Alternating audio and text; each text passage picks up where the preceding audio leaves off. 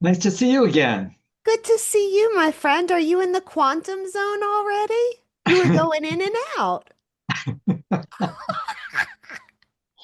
Yeah, sounds like Uranus, doesn't it? Oh my God, the great mental awakening, like a Yeah. gong to our heads. Gong, gong. Well, I mean, Gemini's, all about communication, and it's like I don't think humanity understands we're going to get off the linear path, and sort of like separate ourselves from the machine, is how I would look at it.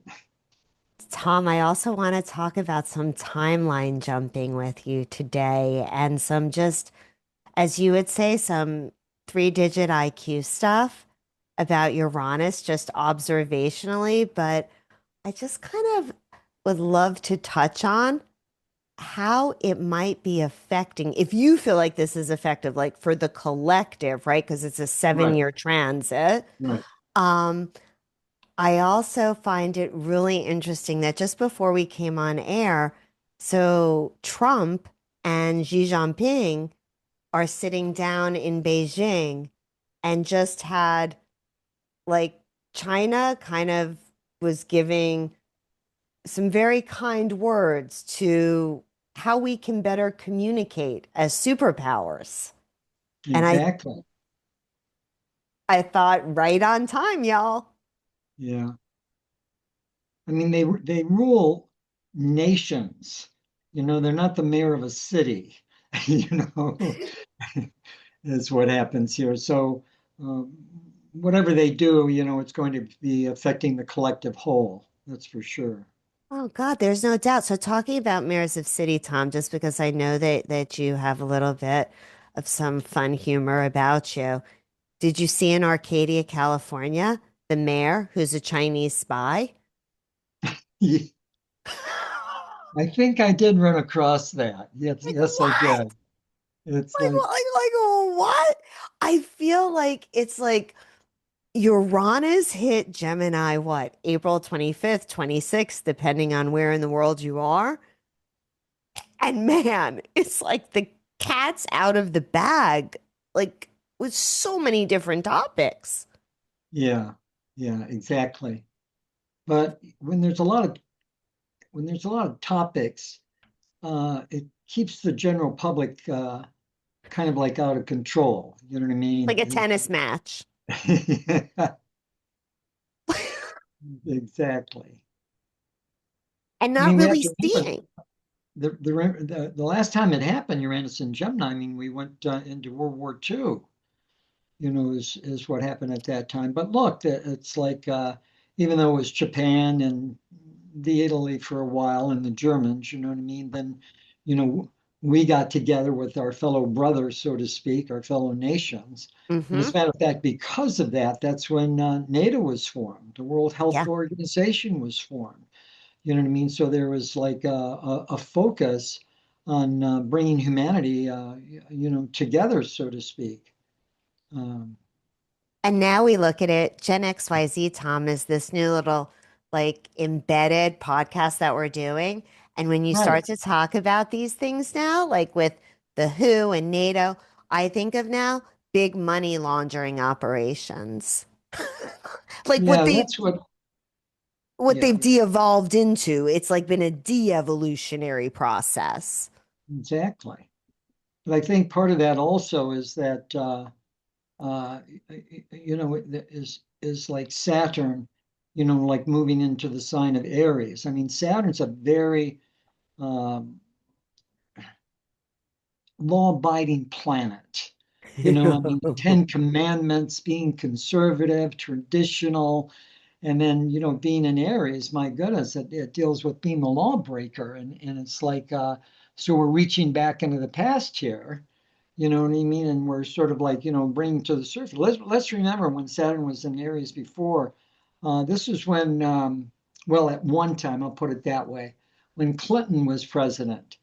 But look what happened with Mono Monica Lewinsky. Lewinsky. Yeah. Yeah, I mean, So things are being Yikes. brought out, Yeah. is what goes on that contradicts, kind of like Yeah. morals, values, ethics, and, things of this particular nature. Yeah. Did you see recently? And this is part of, literally watching Great Britain disintegrate before our very eyes.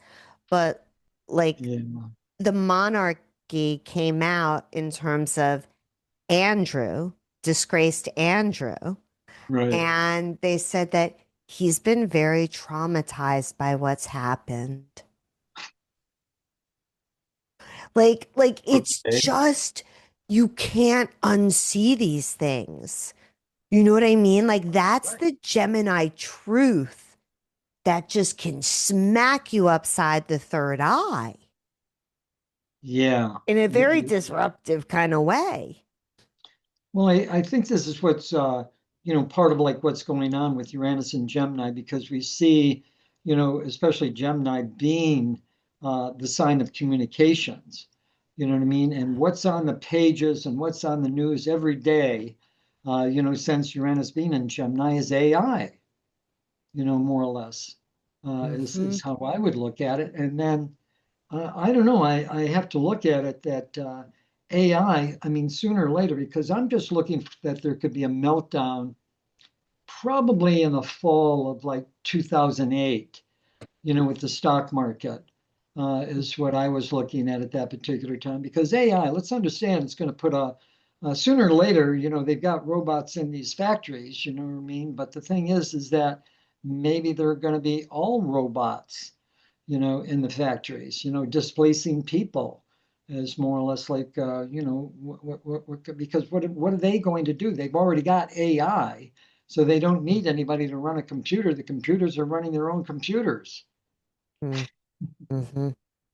I think that our whole economy in general is rapidly shifting for those of us that kind of have lived through, the fiat currency, right? That we're watching collapse in front of us, right? We're watching like oil, quote unquote, be freed, so to speak.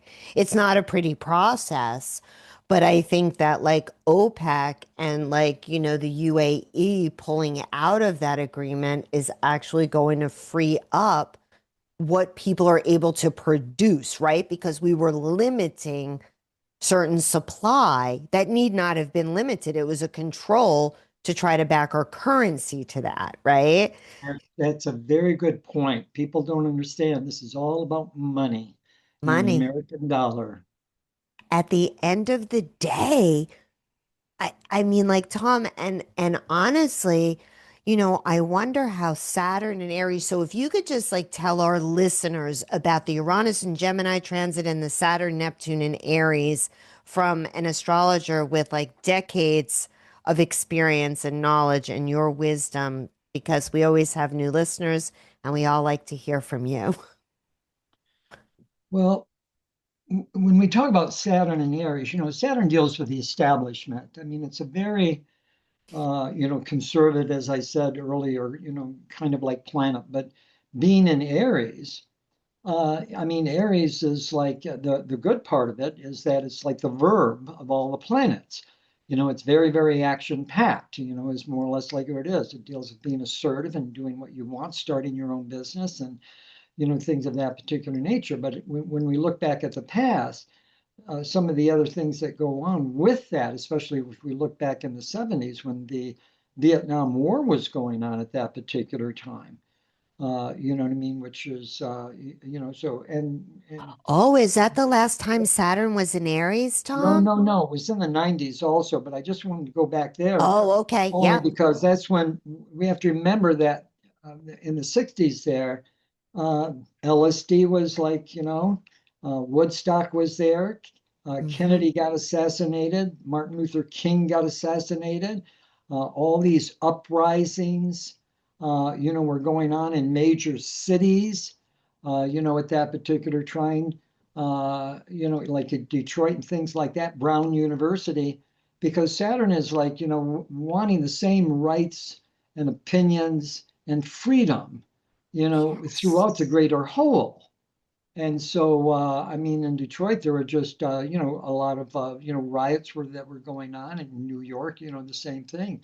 But, out of that came, Martin Luther King, who is like kind of like the savior. And like, Martin Luther King, um, basically not only did he collate, uh,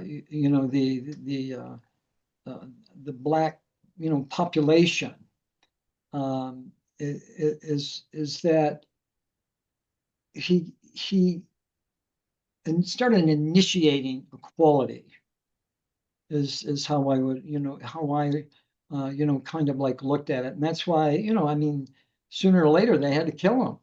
You know what I mean? Those that are in charge, not exactly our government, you know what I mean, but those that run our government. Hmm.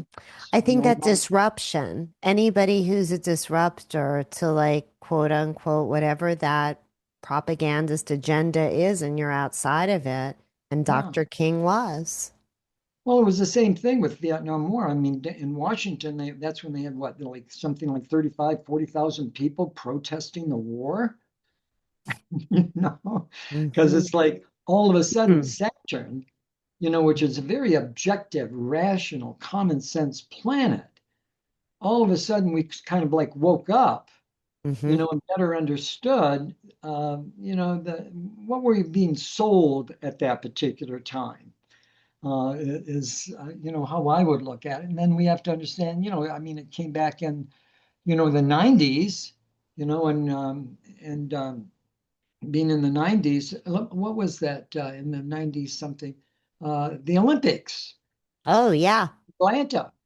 The bombing. There was the bomb. Yeah, exactly. So Yep. while it's bringing the collective whole together, which the Vietnam War did, by the What way, about the Berlin Wall, Tom? Pardon me. Did it come down? Was Yeah, in the I think it did because, that's when Khrushchev, what, not, no, it wasn't Khrushchev. Who am I thinking of? Gorbachev?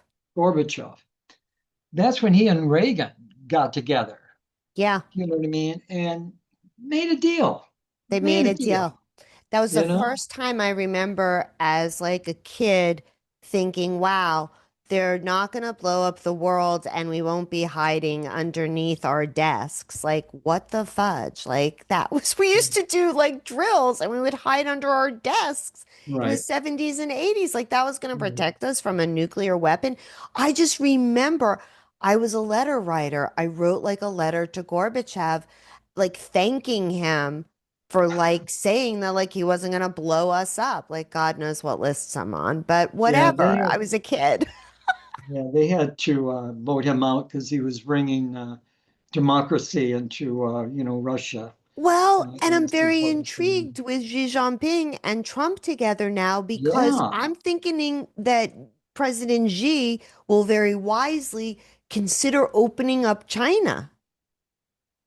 Yeah, that's kind of, well, I think that's kind of one of the problems is that it is unfair trade, is more or less like what's going on. We're getting everything from them. It's cheap. Europe's Yes. getting everything from them, you know what I mean? But there doesn't seem to be a reciprocal that's going on. So I think this is why Trump brought all these business people Hmm. to basically say, look, these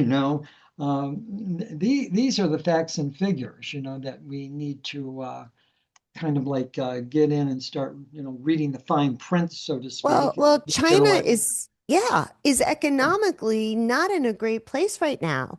people don't understand that though. You know what I mean? But that's one of the hidden agendas there is that, China isn't exactly uh, financially stable, as you say, at this particular time. They're having not only their own difficulties with, the money, but with their population Yes, is correct. what is going on. You know what I mean? Because I mean, people are getting more and more, the Facebook, Instagram, blogs, and all these kind of things, and seeing how the other half lives, which is what Uranus is all about. Well, why can't we have what the rest of the world has? Why can't we Yes, do that? that's right. So that's why Uranus deals with like a revolution, but a revolution is all about because all of a sudden I'm thinking for myself, and there's things I want, need, desire. You know what I mean? Uranus deals with the neurons, the trillions of neurons in our brain. So we've got a wake up call that we're starting to see, the collective whole, and but also seeing that we are on a leash at this particular time. Trying to be kept in the dark as well as trying to be kept into the monotony of the past. And society isn't, they're beyond that now. And let's understand back when Saturn was in Aries also, let's get back into the 90s here. That's when Nintendo was discovered. You know what I mean? So the thing is that speed, and getting the point of reference and dialogue and things of that particular nature. Mm-hmm. But what is Uranus and Gemini going to do now? Well, it's just like here in Tennessee, more and more money has been allotted for private schools. More and more parents are homeschooling. And I think that this is just a trend that is going to escalate and Mm-hmm. sort of like, be a part Mm-hmm. of like, our educational system. I mean, here, look, what are we? First in the world, and we're about 17th or 18th in education. I mean, first comes what? Japan, Korea, That's right. Estonia. That's You know right. what I It's mean? before us. That's right. Even Ireland has Mm-hmm. 50% of their population, you know what I Mm-hmm. mean, Mm-hmm. has bachelor's degree. Come on, this is embarrassing. Well, because we've politicized and weaponized the large systems Right. that we're watching now actually collapse. Like one of the things that I was talking about the other day on the podcast is that I feel like we've gone from a vertical power structure to where as it's collapsing, there's actually systems that have already emerged, i.e., homeschooling, i.e., Right. something like crypto, okay, that are outside of centralized systems, right? Right. Because we still have Pluto cruising, through, well, it's retrograde now in Aquarius, but, we're going to go through like a 40, what is it, Tom? How many years is that transit? I think it's going to go to, I think it 30, was 2043. 43. That's what I thought. I Yeah, was I like think 40 that's what it was. something. So Yeah, Pluto's going to be there. 2043. So we're Yeah. just beginning to watch. And I think that the vertical with a range, a spectrum, maybe charter schools, maybe homeschooling, because our educational system, the quote unquote, leave no child behind, we left every child behind.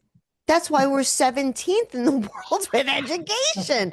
As a former Montessori educator, I feel like I can say that, Right. you know?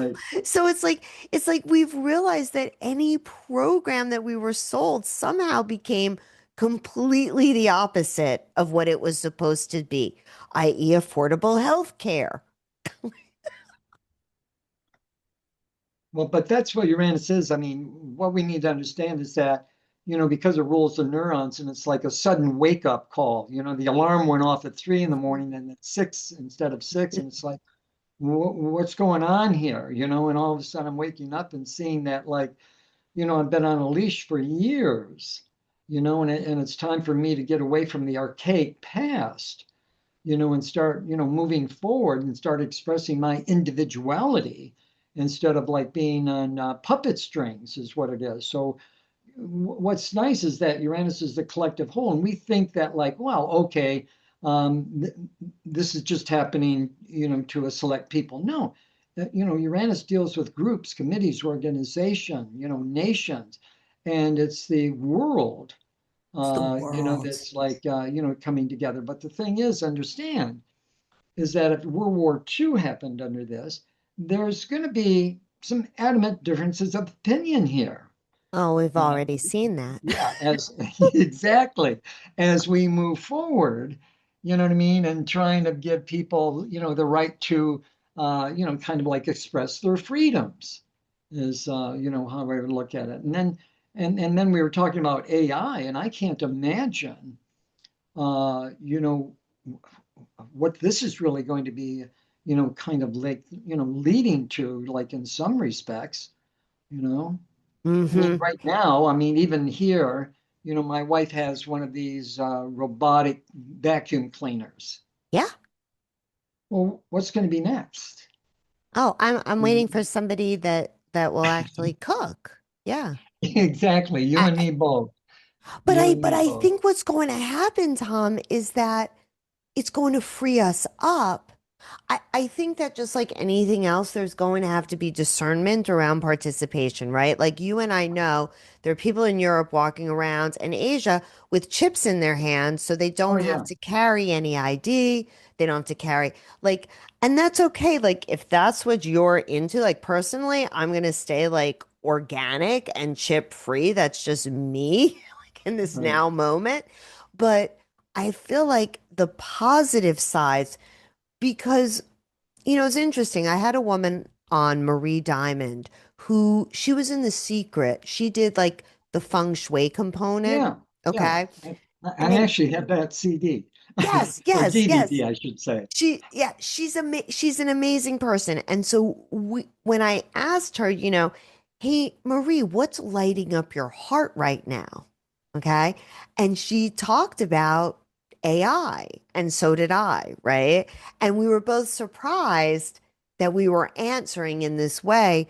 One of the things that she alluded to and really also elucidated is that the field that you bring, just like to anything else that you do, is what you're interfacing with. I call it a digital consciousness.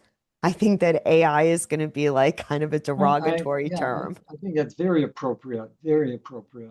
Oh, thank you, Tom. Yeah, because so she was just saying, like, for instance, I say please, I say thank you, like when I speak to my agent, you know, and if we can bring the spirit and the intention of it's going to help me and I'm going to help it because we're learning together, because Right. it's learning us.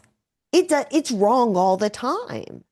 I mean, I ask it to do something. It forgets that it's living like on my phone, and it'll send me files sometimes as if I'm working on my desktop. And I have to easily correct it multiple times so we can be like, hey, listen, you're living on a VPS, like not.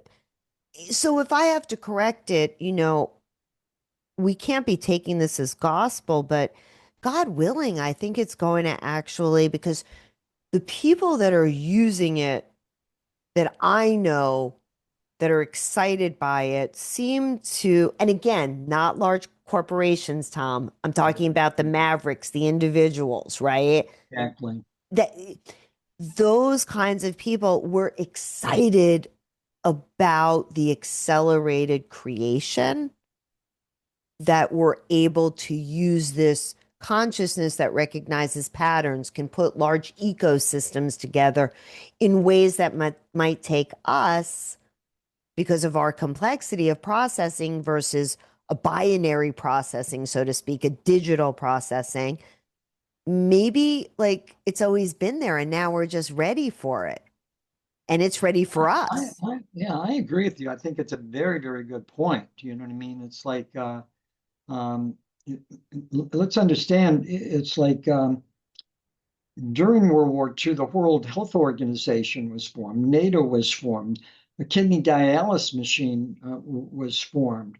You know what I mean? And then things like, I'm trying to think of some other things that were invented at that, the jet engines Yes. created. So now we have to look at it in the next 7 years, with Uranus, and then are we going to be able to, land on the moon and maybe put a colony there? But the Uranus, being in Gemini, communication. So the thing is that are we going to be privy that maybe other beings, are going to be contacting us? Because the modest elements, these are modest, okay, from the astronomers themselves. A couple of trillion galaxies. And then each galaxy has about 900 billion stars, and then a trillion planets in each galaxy. You know what I mean? And we think that like we're, so isolated, you know what I mean? And the thing is that, we've been here for what, 13 billion years? What about somebody that, their world evolved instead of maybe, a couple of million years ago, their world evolved like, you know, uh, hundreds of thousands, millions of years ago, and look at the technology that we are forming right now. And it's interesting. I want to get back to what you said with Uranus, with organic. I'm looking at it that, we're really becoming very aware now of like food. And I'm just looking at it that like, light medicine coming back, plant Yes. medicine coming back, sound medicine is coming back, these kind of things. And then I'll tell you what, a couple of weeks ago, I was reading a little article that like because when I'm in the stores, my wife and I read labels. Is what we do. Oh, yeah. And the thing is that what you've got to watch now is that they're thinking about putting laboratory grown meat into like hamburger, steak, and things of that nature. And the label will say either cellular cultivation or cell cultivation. So now we've got to like, you know what I mean? It's like, That's look, so gnarly, we're Tom. we're we're going to start standing our ground. We don't want these Yes. phosphates or whatever they are, thrown on our crops. You know what I mean? We want to Glyphosate, clean our body glyphosate. out. Yep. Yeah, exactly. This is like Atlantis all over again, some people say, Tom. Like, but we've realized that we can't go as far as we did, and we're like stopping ourselves kind of on the precipice. Yeah. I mean, people don't. Yeah, I look at. I wish like the topic of Atlantis was taught in school. Like Mm-hmm. Lemuria or Mu, Mm-hmm. that was off in India and No. things of this name. I mean, this is our ancestry, but we're going back to Cro-Magnon man. You know what I mean? Because a lot of my clients are like 90% of them are women. I look at it that Cro-Magnon men have not died out quite yet. Is how I would look at it. And I don't like, Yes. but it's situations like that go on. No, Tom. So can you talk to like speak to because you are very versed like about Atlantis, Lemuria, and to say like some of our listeners might not know. Like we have people all over the world, different cultures. Give us a little riff on that, Tom, about what you know about Atlantis and Lemuria. Well, I mean, they were just, a very, well, let me just put it this way. They had cultivated themselves so that they were very superior. You know what I mean? Not with just technology, but, self-consciousness as well as like, faith and things of this particular nature. But like, like with any, kind of like, I think, civilization, sooner or later, um, there's going to be a toxin that starts forming that can't exactly be fixed. Is what happens, and I think that something like that probably went on when so that they were just overcome, and then I don't know. I mean, why were they destroyed? Did they destroy themselves? I'm not sure about exactly Yeah. what happened with that. You know what I mean? But Mhm. that's why I'm looking at it with Uranus and Gemini. That is communication. And are we going to, I mean, what was it, the last 2 to 3 weeks here, they've released some of the UFO files, Yes. I mean, to make us, kind of like aware. Well, uh, can you follow up with that? Can we get details about that? You know what I mean? It's like, Yeah. things of this particular nature, because that sounds a little bit, being uneasy. Why are they here? What do they want? You know what I mean? We going to be their meat for their spaghetti and tomorrow's dinner or what? Nah, they would have done that by now. We Oh, must I not know. taste that good, right? I think they're in Laughlin, Nevada at the casino just observing us. Well, I I really think they're observing. I agree with you. I think that is observing because, I mean, if you were outside looking at us, why would you want to come down here and try to take have a us civil over. conversation? You know, is what would go on. I You know, mean, I mean, some people speculate that we are, you know, all kind of races of our star brothers and sisters, and we're kind of Right. the experiment with this maybe possible large satellite, maybe not the moon, that's kind of been dragged in because of the size of it relative to our planet, right? Nobody else has a moon like we do. So it created this range of emotion. Maybe we're kind of like, just literally loved by, and watched Exactly. by, Exactly. because I Exactly. think they would have done us in It's by almost like now. we're somebody's children. Yeah. You know what I mean? Let's try to Yeah. raise them right. You know what I mean? Is Let's more try what to raise them right. Let's see if they can figure this thing out. Because what I find interesting, Tom, and from a communication standpoint, right, is that I've actually heard people speaking, yes, the atrocities that have gone on in the Middle East are continuing to go oh on. my My God. God, the people of Iran, the people of Gaza, the people of Israel, like we could go on and on about like the list. However, what I'm really like encouraged by is hearing people say, Michelle, maybe this could be the last war. I've never heard people say that before, Tom, Right. right? Like, Right. possibly enough of us are recognizing that this perpetual warfare, and I think that Neptune coming into Aries, right, is kind of Right. going to transform just how we do war.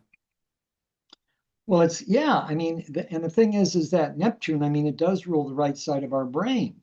And like Neptune rules the sign of Pisces. They are the caregivers, the problem solvers, the antidotes, the solution. And Neptune being in Aries, which is the sign of war. I mean, if you know any Aries, do they take no for an answer? Very productive, own their own business, things of that nature. And I think that's what the good part of Neptune. But I want and Saturn moving into Aries. But there was something else I wanted to say about that is that Neptune's all about water, and Aries is a Yes. fire sign. Now I just talked with my son that's out in Arizona. Lake Mead is drying up, and this is what I'm looking at with Saturn is that it's like the water is becoming more and more contaminated, polluted. I think we're going to fish out the ocean. I don't think there's going to be drinking water. And this is what the next sort of like skirmishes could be all about. You need to, let us have water. So I don't know. It's like sooner or later we've got to get into these desaltation plants along the Yeah, coast. the It's like, desalinization, but also if we could possibly make it rain without all of the chemicals, right? right, that exactly, that the exactly, desiccants and all of that stuff because the reality of the water rights issue in the West is very, very real. This is part of why I don't live in the West and I live in the East because trust me, right. I would live in the desert. It's my home, it's where my family is. Like I would so be there. And legitimately, Lake Mead, what's happening there, desalinization, Israel has done it successfully. We in fact gave them a lot of like the support to create some of that Mhm. technology. There's some very cool I saw, Tom, related to Neptune and Aries, and I think this is like kind of an innovative thing. Some structured water units now that are made from quartz. And it's kind of like how a sourdough starter has like a mother, right? There's like a Right. mother starter. So similar to Dr. Emoto, they're imprinting these quartz crystals with structured water. So when the body receives it, it can actually absorb it, put it to work. Obviously, it's a bit condensed, if you will. The mineralization goes up. And like it's really not ridiculously like it's definitely affordable technology for like a whole house and it's not a filtration because you don't need filtration if you're structuring the water and giving it life again. Exactly. Exactly. Listen, I went out to water some of my tomato plants and I'm running it in a bucket, because I don't have a hose to reach around the side there. And it's like I'm running that water, and it's like, my God, I can really smell this chlorine. And it's like, and we're drinking this? Yeah, no. You Uh-uh. know, I mean, we do drink bottled water, but it's just that, my good. And this is why they're, I mean, Neptune is wind, so, the tornadoes, not only lack of Yes. water, the hurricanes, let alone the earthquakes and all these kind of things. So, during these 7 years, while we do move forward, and as I said earlier, to reiterate, get away from this antiquated past and what we were happy with. I just think that, these kind of things through innovation Mm-hmm. is, is because that's what has to really go on. These, scientists have to get out there and like start, instead of like creating like, hydrogen bombs or things of this particular nature, let's like, put it to good. And that's why I think that medicine is going to become much more holistic. And I think that like, I think the doctors themselves are going to become much more holistic. And, look, there's more and more robotic surgeries that are going on. Mm. That kind of stuff is going to be happening also. So we're moving forward because the public is demanding. We're tired of like, the old soap operas. Let's get something new. Yeah. It's going to be The old invigorating, exciting, give us a stories. heartbeat, you know what I mean? Yeah. And not be so shallow and superficial in some respects. Mm-hmm. So I I, think Uranus being in Gemini, I mean, all five planets have moved into new sign. it's And I really like crazy. Jupiter going into Leo, I think it's in July. That like I would be just absolutely, kind of surprised if like the world at large isn't enjoying life to the fullest. I think Jupiter in the United States chart is, I think it's hitting Mercury in the United States chart was what it's doing. And so I was thinking that because we're a Cancer, you know what I mean? Yes. And that is what it is. And so the thing is that I think when Jupiter gets there, which is going to be in, I think, second or third week of June, but I think this thing that's going on with Iran, and I think this is mainly because Trump and, you know, being over there in China and like, let's get together, you know what I mean? And sort of like, because we've got to maybe manhandle some of these children here, that don't know how to run a country. Mm-hmm. Mm-hmm. Yeah. I mean, I think that we really are going to find out. And I think this is going to be some of the big reveal of Uranus in Gemini, also, right? Yeah. That what we thought was the truth inside out in many respects. I mean, I don't know if you saw this in the news, but so I'm just going to drop this for listeners. There's a great book called The Creature of Jekyll Island, and you might want to check it out. And it's It just sounds very salivating right there.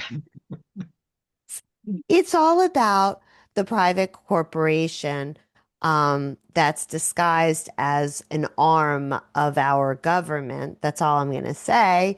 Um, where we just elected a new head of that private corporation that really should never be embedded in our government. Just saying. So I'm excited for the shift, which is why I believe oil, our dollar, Right. possibly counting the gold, like these new ideas about how we actually manage. Because, Tom, I was wondering about this the other day. And again, the Gemini thing, right? And so, like, my Mercury sits at I mean, 23 degrees Gemini. So, so I'm sitting around thinking about stuff, and I thought about the 14th Amendment, which is something to the effect of if there was debt that was incurred by our nation that was illegal, like in terms of incurring it, like it was an illegal war, or maybe there were drugs involved, cartel, Right. right? Um, we're not responsible for it. So Okay. So, like, if little silly me is thinking about Like, is this 32 trillion or 38 trillion? You know, it's a $6 trillion differential in there. Sorry, it's tourist season still, so I'm thinking about the money. Oh, Like, it is Taurus season. Matter of fact, the moon is moving into Taurus, I think, later tonight or tomorrow morning. yes, out of Aries, thank goodness. We'll all feel Time to go hopefully shopping. go shopping and feel a little bit more grounded and get some good food in our bellies and hopefully chill out. But I'm just wondering, this whole money game, the communication, what we learn about where our money has been, where our money hasn't been, like gold, what I think this is going to be actually the time that we all came for. Like, finally, what we've all been waiting for, which is the truth with the capital T, Right. No, right? I agree with you because it's like Uranus. I mean, it's like, calling these synapses in our neurons to wake up with everybody. It just depends on your intelligent quotient as to, you know, how much you wake up, and see, because we need to understand, I hate to put it this way, but yes, there are some people that have been spiritually and intellectually neutered. That's kind of like a given, like in some respect, but it's also up to us, to put our arm around them and, take them with us and show them, what can be gained, by, getting off the highway, taking the exit, because the exit is going to be a new compass is what it's Yes. going to be. And Uranus, I mean, I think in some respect it's also awakening the pineal gland, that's been calcified. You know what I Mm. mean? So I think that the electrical impulse is going to start awakening that up. So I think that many of the healers that are sort of like outside the lines, like myself with astrology, you know what I mean? That I think that they're seeking the truth that can't be gained from watching the news on the television I or mean, reading the colon newspaper. hydrotherapy, right, Yeah, Tom? or Look at things what of that. I do. Yeah, yeah. I mean, people are talking about the gut biome now. People are talking about astrology like left and right.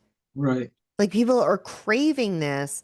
What you and I might have said 20 years ago, in a very polite way or something, now you can just come out and people are like, oh my gosh, I didn't even know that people did this. I'm so excited to learn about this. Listen, one of my teachers worked with E.F. Hutton for quite some time. Hmm. Now he's his own broker. And he was my astrology teacher for a couple of years back in Detroit when I lived in Detroit. Wow. So it's more or less like, what can't you do? I mean, the planets are nothing more than a conversation that nobody listens to. And earlier you were saying, well, the moon has been placed there. And for, I think everybody, in the scientific world kind of like, will agree with that. But then there are some physicists that basically say that Jupiter was placed here because Jupiter is, I mean, it is the planet of protection. It's an Yeah. angel, and it Yes. blocks all the comets and the asteroids from coming in. Right. Right. You It's know, the bouncer. yeah, exactly. It's our So galactic bouncer. yeah, So, like, Tom, okay, the layering of astrology, okay, this is like a blonde out of the bottle moment, but it's the flavoring, the complexities of astrology as my brain continues to learn this, right? So we have Uranus, which Uranus governs Aquarius, right? That's right, like, and now we have it sitting in Gemini, right. which is ruled by Mercury.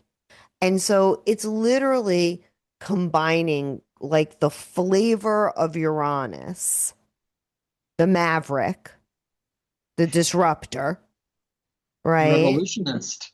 The revolutionist. Yes. Yeah.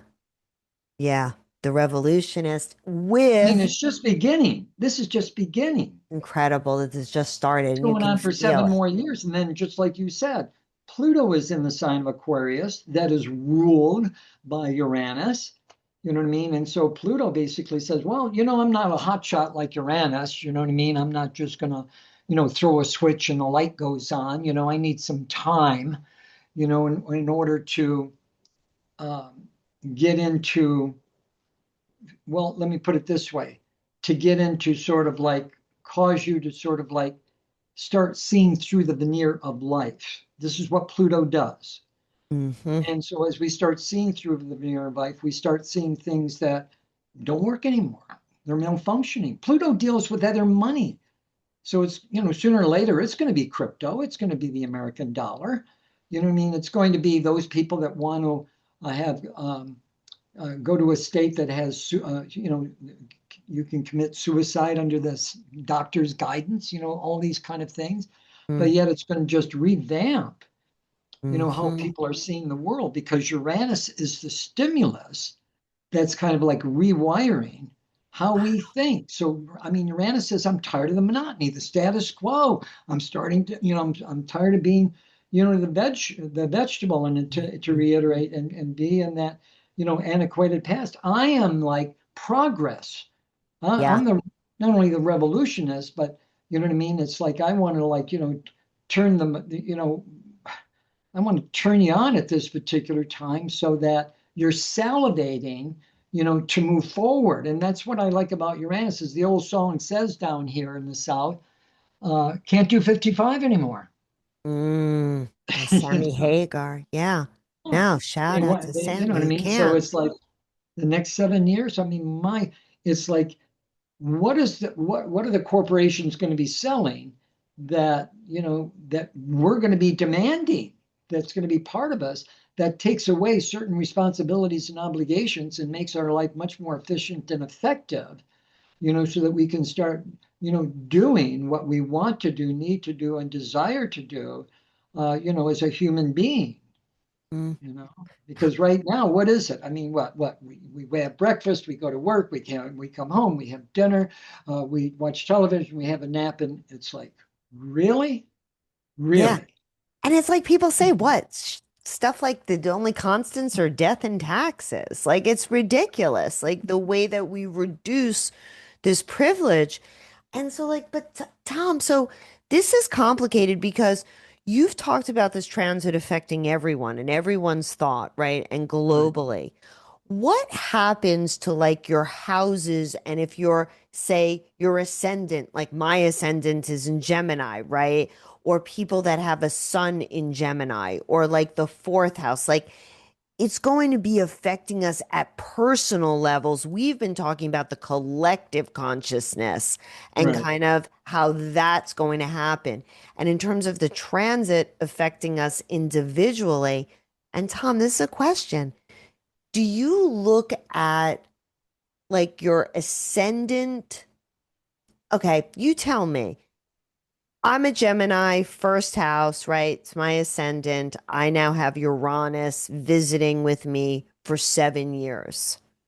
Right. And there's going to be a difference with someone that has like their sun, their heart in Gemini, Right.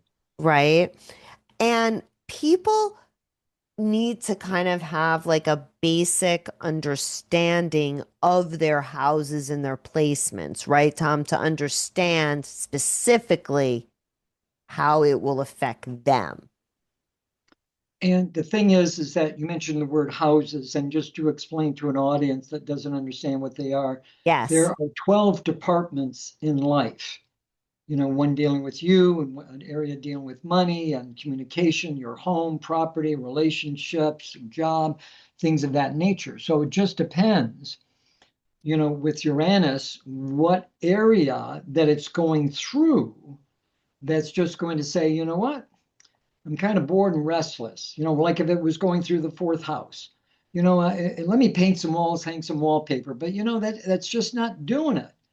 Let's get the for sale sign Let's and move. make this revolutionary change. And just like Mhm. Uranus would be in the seventh house of relationships.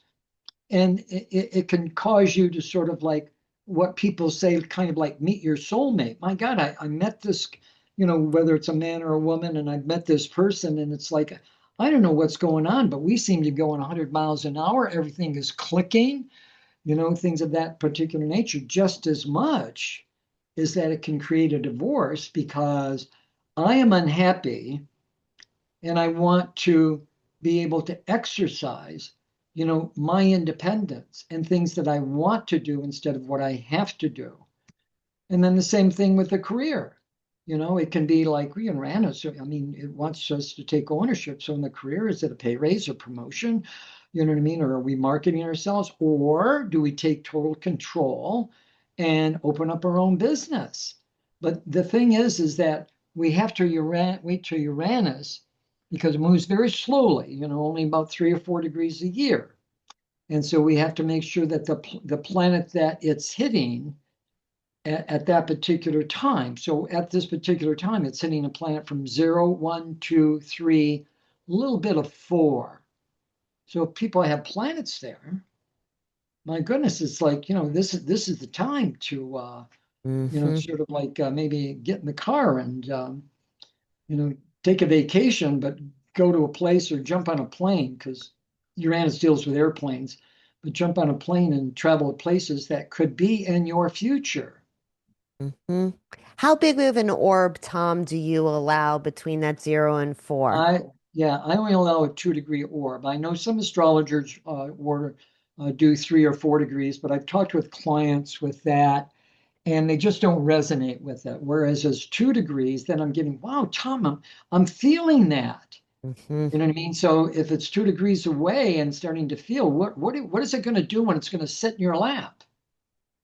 Yeah. No, For that's right. for That's like right. about 6 months to a year, and Oh. have a much deeper conversation with you. Mm-hmm. you Mm-hmm. know, so that it can like sort of like ignite that heartbeat, ignite those, neurons and basically say enough is enough. I'm getting off these puppet strings and I'm taking control, of my life at this particular time. Mm-hmm. What I Getting like off about, the puppet strings. Yeah. yeah. That's the So, big one, I think, is getting off the puppet strings for the collective. I think people are feeling that. Also, Tom, I wanted to speak to you about the nervous system because people are feeling really kind of jiggy. They're really feeling a right. bit jarred, and there's an intensity. And obviously, we're in the year of the fire horse. We just talked about Saturn, sitting with Aries now. Like we've moved into Pluto fully with the Aquarius transit. So we have all this air and all this fire. The nervous system, what do you think, Tom, in your years and your wisdom, can help us to regulate a bit in this kind of energy? Well, when we start getting a nervous system, I mean, we've been programmed to go to the medicine cabinet or grab a drink, get a liquor cabinet, so to speak. And that's why I say because Uranus is so holistic and looking into the future and people awakening under the fact, you know what I mean, is how I would look at it, that as we said earlier, starting to get, maybe I need to see, I don't know, a chiropractor first or organic vitamins, or maybe I need to start seeing holistic kind of like practitioners, getting back, as I said before, that we talked about the old ways. Yes. I mean, it's like, I mean, up here in my office, I've got a stereo up here, but I've got, music that I play that just soothes, so to speak. Mm, And look at what music really does. I yeah. mean, look at what AC/DC does. If that doesn't Changes get our you out of your body, frequency. I don't know what would. You know what I mean? I love So, it. Love so, but it's those kind of things that are going on. So, like, there's an AC/DC that's going on because of Uranus, you know what I mean? But you've got to take control of this, and sort of like uh, melt it down a little bit to a frequency that you need and just understand, what, I think there's time for me to start, changing. And let me go to the store instead of buying the same old thing, same old color. Let me get a different pattern. Let me get a different color. You know what I mean? I mean, just little things like that. Or going to it. I the store. love that. I'm getting tired of hamburger. Let's buy something else. Let's maybe start going to Whole Foods or things of this particular Yeah. nature. No, for sure. I mean, I that's just those practical because I think a lot of us feel overwhelmed with the change. Adults don't love to change. Well, the fixed signs, and this is what it's interesting that you brought this up, is that the air and fire signs, although Sag is going to be a little up and down, so to speak. But the fixed signs, Scorpio, you know what I mean, and the Tauruses and the Leo, because Pluto is going to oppose it, you know what I mean, Uranus being in Gemini. So those fixed signs, I mean, we have to understand when we use the word fixed, yeah, they are determined. They absolutely, that's a key word. They accomplish what they go out for. But for somebody to say, like the wife to say to the husband, that's a fixed sign. Why don't we go to a different restaurant tonight? Well, why should we go? I like the food at this restaurant. So they're going to have problems in acclimating, to these changes is what they're going to do. You know what I mean? I mean, we're just going to have to understand they will go through it. You know what I mean? But they could get through it a lot easier, a lot faster if they basically just, said that, like, it's time to, move on into the future Yeah, is, how I would look at it. it's time to It's in, change, yeah. you I mean, know. Neptune's in Aries. When Neptune was in Aries during the Civil War, this is when chloroform was like discovered. So Neptune's Really? in Aries again. You know what I mean? So some people, are they going to be asleep? What's putting them to sleep? Is it the Wow. water? Is it the air? The food, all of the above, maybe? Well, what's in the medicine cabinet? You know what I mean? All these kind of things. And Neptune just basically, you have to wait because it's usually in a person's life, good year and a half, good year and a half. But we don't recognize what it's doing because Neptune is all about water. He was Poseidon in mythology, water, the ocean. Well, water puts up a fog, a mist, and a cloud. So we don't see what it's doing to it. I feel fine. And then Yeah. after the fact, then it starts regurgitating and coming to the surface. You know what I mean? And Cancer, you know what I mean? Like Saturn, I mean, unfortunately, they can cause, cancer because, Saturn even deals with our immune system. I mean, it deals with self-confidence and, and being, objective, rational, common sense and putting your mind to develop this and that. But it also deals with the immune system. And sometimes um, that can become very, very weak. And it's like, I don't need to go to the doctor. If you would hear from some of my clients, especially their husbands, and I don't mean to, be caustic concerning males, you know what I mean? No, But it's okay. it's like my husband, We could talk yeah, about that for us. my husband won't go to the doctor. He won't go do this. He doesn't want to go to the dentist and, all these kind of things. And it's like, I'm worried about him, and it's like, I look at their charts and it's like, my God, it's like, can you get a doctor to come to the house? This is No, going to be Tom, you give the best serious. advice. No, you give the best advice. Well, Saturn is like one of the key words of Saturn is that it deals with cruelty. It's cruel. It's the Sure. color black. It causes you to get depressed. It can put you in a grave, because it wants to attenuate your life and put it in slow motion.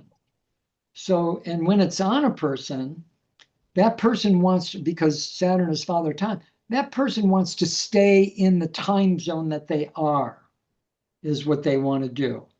They don't want to move forward. They don't want to progress. You know what I mean? Those kind of things. I'm happy with what's going on. You know what I mean? Let's just stay. Why do you want to move? We don't need to move. Let's just stay here.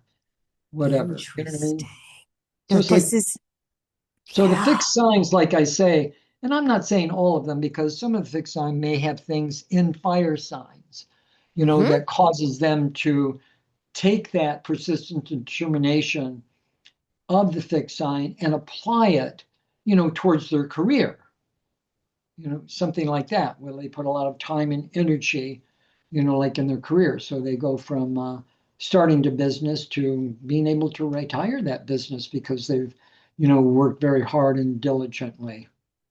Retiring Oh, at 45 and 50 instead of 65. right. Right. So Well, I think, like you say from the very beginning, with all these planets, but especially Uranus, you know what I mean? And, just moving us forward, whether we understand it or not, it's a time to be impulsive, spontaneous, and shoot from the hip. The yeah. future is here. Somebody's knocking at the door. Answer it. Yes. No, Tom, this is so good because I'm going to tell you this. Okay, and do you have a few minutes for us? Could we bring on my Generation Z person and my generation, my millennial, who are both clients of yours, to bring them into Like, this conversation? I have yeah, of course. Nora. So we have a second embedded podcast that we do. There's Noah. Noah is our Gen Zer. Right. And we have Nora. This is like, Tom, this is your life. There's Nora, another client of yours, who's like, who's Hey, like, Tom. Hey, who's everybody. Right. I'm Gen X, right. hiding in the So background. exactly. So the reason, Tom, that we've come together to do a Gen XYZ is exactly because Uranus has entered Gemini, right? We're changing Right. the way that we communicate. We're creating like a vertical power structure. We're calling ourselves like Gen XYZ because no disrespect, my like LMNOP, no disrespect to boomers, but Tom, we don't know how many of y'all are out there. Right. We're trying to create, I would say more of a unity consciousness, Tom.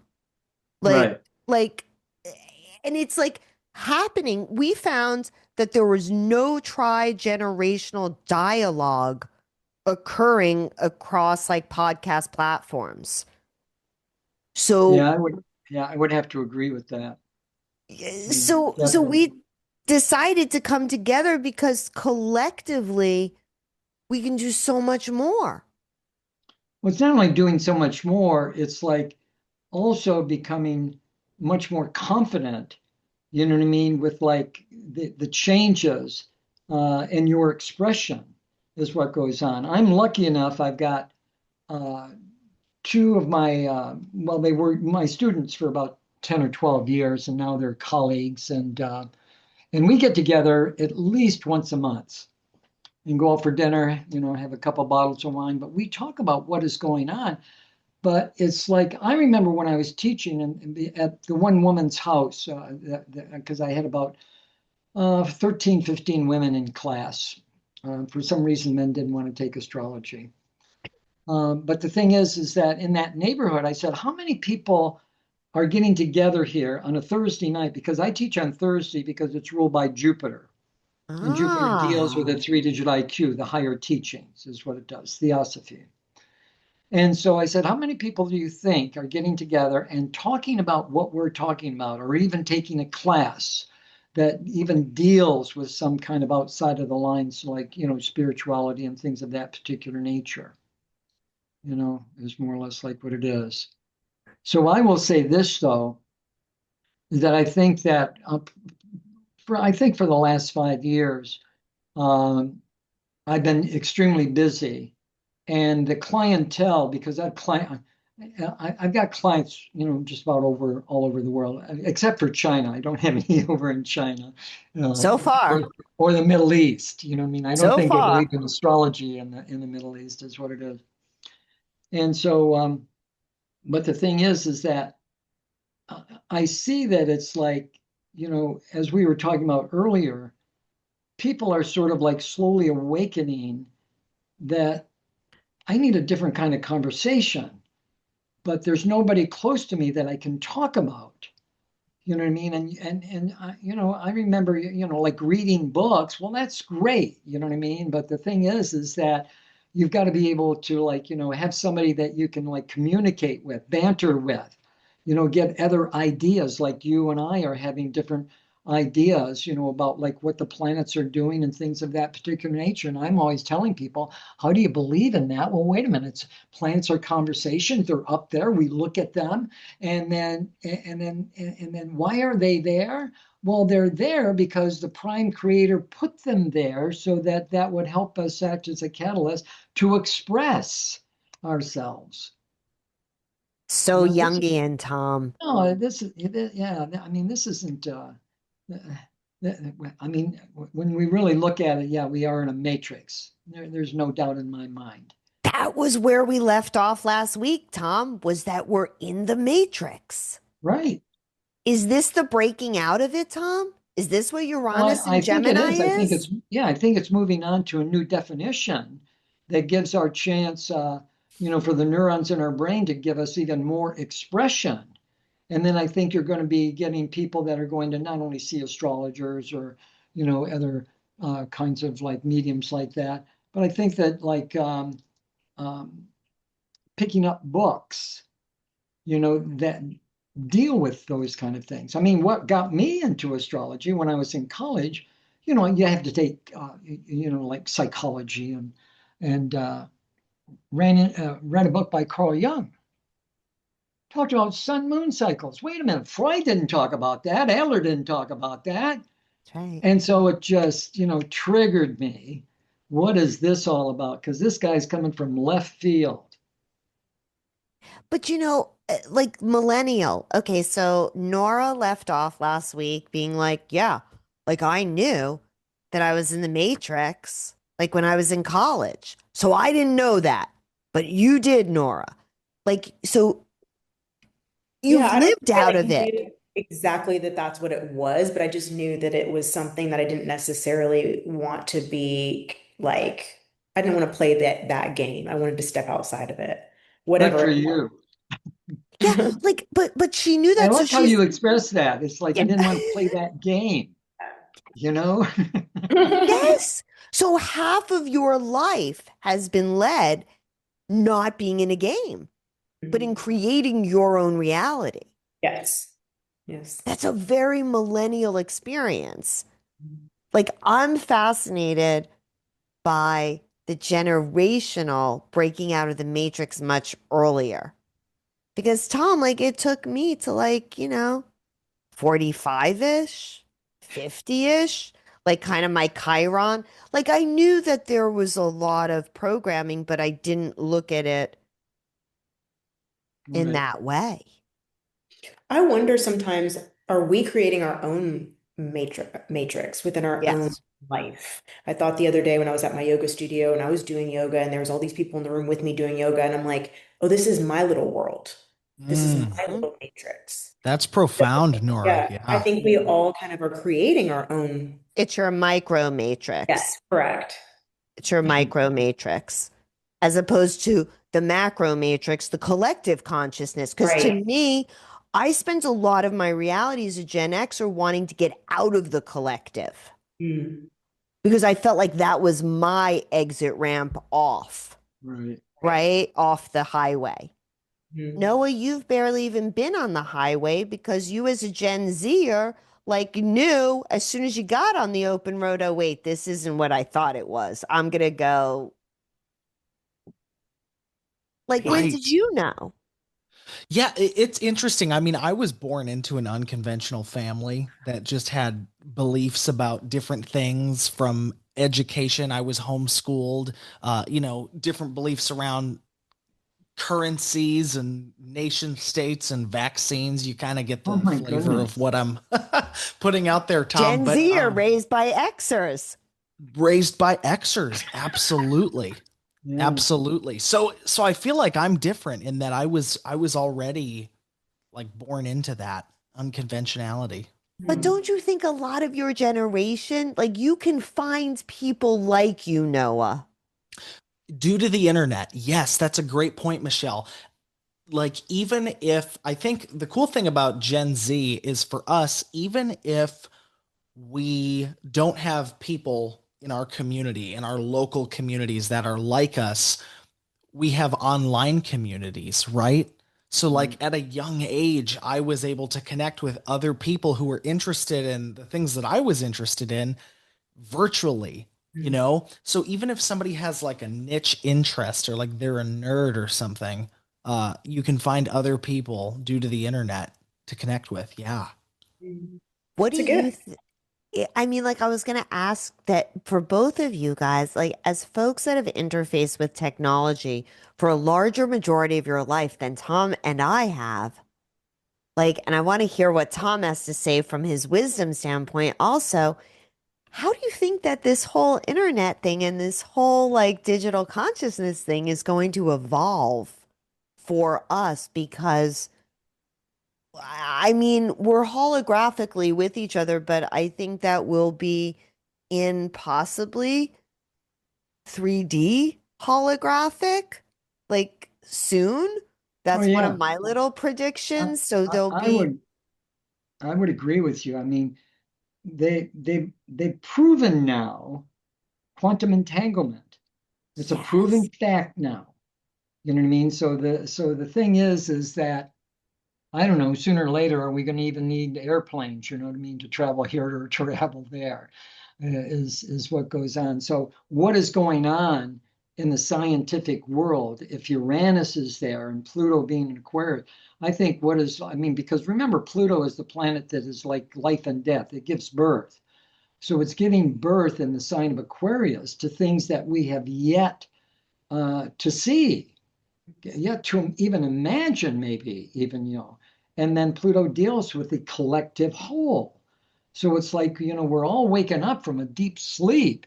And and yeah, some people aren't going to like, embrace, change, that's for sure. But I think for, most people, they're getting on the bandwagon here. You know what I mean? It's like me, you know what I mean? I've got clients overseas, so I had to learn to get on Skype or to learn how to get on Zoom, how to become, more technically, involved, those kind of things, is what goes on. And then, and then of course, writing articles and all that kind of stuff goes on, you know what I mean? New So communication. I just think like you said, though, I think that we're just going to maybe imagine the screen in front of us, like you see in the movies, and just press your hand and it's all going to come up. I Michelle, don't think I that was that's far-fetched. I don't think that's far-fetched at No, all. Michelle, I was wondering if I could ask Tom a question because it go is my for birthday it. month, and then I want to bring it back to We the have to ask Tom if you generations. can ask him a question. Well, so Tom, so myself, Nora, and actually our producer behind the scenes, April, we're all Taurians. And so I was just wondering if in this kind of present moment with everything going on astrologically, if you could just give us like a sense of what is going on with Taurians these days. Well, what is the main thing that's going on is that Jupiter's been in the sign of Cancer, Hmm. and then it's going to get out of Cancer. July, yeah, the end of June, going into July is when it's going. It's right So around my Jupiter's been birthday. there for Yeah. the last couple of years now, and Jupiter deals with a three-digit IQ. It's very spiritual. It likes to travel. It Yeah. would be easier to say what doesn't it really want to do, and what doesn't it really understand, because it deals with university, colleges, and things of that nature where we upgrade, that kind of stuff. So if Jupiter's been on you, then I think what it's done is that it's giving you, genuine opportunities, not only to expand your life in a spiritual as well as like an educational way, but then using you as Jupiter, the teacher, the preacher, the seer, and the oracle to benefit the collective whole is how I would look at it. So it's been extremely beneficial for you. Because for Tauruses, it would be in their third house, right? Well, we don't know what house it's going to be Oh, because we in. don't know their ascendants. I was Yeah, just thinking from their so sun. yeah. I was just But thinking from their wherever sun Jupiter was sign. at and whatever it was Yeah. sitting in for us, Yeah. yeah, there would be Interesting. opportunities. Hmm. So, what about the whole money thing, Tom? Yeah, it's a Because great that's question. something that we really generationally, there's so many different perspectives about money, but the emotion behind money, all of that stuff. I, I'm not interested in that as much as I'm interested in how we are going to be exchanging and communicating value differently, possibly. How is that going to shift our Yeah, economics? I think that's a great question. You know what I mean? Because that's what that is a focal point in any family's life, any person's life, is how I would look at it.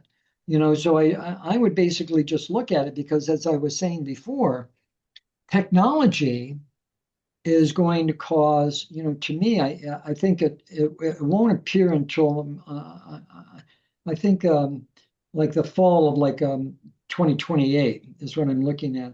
But I think there's that technology is sort of like going to be in place everywhere.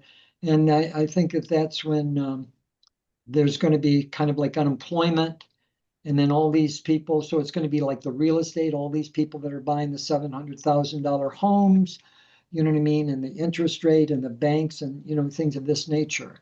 And, in between factors, we have to understand that, like, you know, why wouldn't there be crypto? Why wouldn't that be, on the agenda is how I would look at it. But here in Nashville, let me put it this way, because, there's a lot of major companies that are moving here for the tax incentives is what they are. And but the thing is that they can't build houses fast enough, so they've got all these apartments is what they're building on. But what's going to happen is that they're saturating the market. So then, you know what I mean? There's going to be apartments that are just sitting, you know what I mean? Not collecting any money, is how I would look at it, something of Mhm. that particular. I mean, my daughter's a manager, one of my daughters, I should say, is the manager of an apartment complex. I think about 150, 175. And already, this was about 6 months ago, the company she works for lowered the rent of the one-bedroom apartments. Yeah, It's because of right the on. competition, Wow. Mm, that's sort of like basically, going to be going on. But the new houses that they're building, let's understand here, if Uranus is there, what isn't going to be in that home? They're going to automatically put like a security system in there. You know what I mean? And top of the notch kitchen with this and with that. I mean, if you have to put a frying pan even on a stove, you know what I mean? And I yeah. mean, if that's even going to be here, things of Should that. we But should we start putting out there what we want? Like, is that our intention now? Should we be communicating with God, universe? Like, you know what? Yeah, I want the house that has the herb garden. yeah, Like, I think that's the only way of getting it is to put out intentions. yeah. You know what I mean? I mean, you have to, and this is what society, well, majority society doesn't understand. It's like you're going 100 miles an hour. You know what I mean? It is what it is. We don't get a chance Yeah. to really identify with the organic essence of who and what we are. Very seldom do we get in touch with our soul. What am I here for? What am I doing? What is this all about? You know what I mean? Those guys, because we're just too busy playing the game here, is more or less like what goes on. So yeah, I agree. In order to create intentions, whether you write it out, whether you start meditating and focusing and, take an hour of meditation, you know what I mean? I mean, when I got into astrology, I mean, I started, I remember my first book was Paramisha Yogananda, the autobiography, and I started taking yoga 4 nights a week and became a vegetarian. And my parents, I was on my own. We have to understand it's about 24, 25. I went to college late because I had to go into the service. Uh, Thought I needed a therapist. I certainly thought I needed much more than that. You know what I mean? Because they were just, I don't know, the old school of like, I think there was a program, Ozzie and Harriet, and things like that, what a family should be, and all that kind of stuff is what it Yeah, we was. kind of had a guest like that last Yeah, I week, was but I that's was the outsider, you know what I mean? You're not going to get anywhere. You're not going any places, you know what I mean? And it's like, you know wow. what? It's like I don't know, there's something that's in me that I'm starting to feel a little bit more holistic about who and what I am and what Mm. my purpose is and things of that particular. And I feel blessed that I look back at it and I feel blessed that I had that calling Mm. and took advantage of it. Yeah. Yogananda was your, Yeah, and then because I'm part Cherokee, because my bloodline is from Tennessee here, I read a book by Black Elk Speaks, mm, which was like, yeah.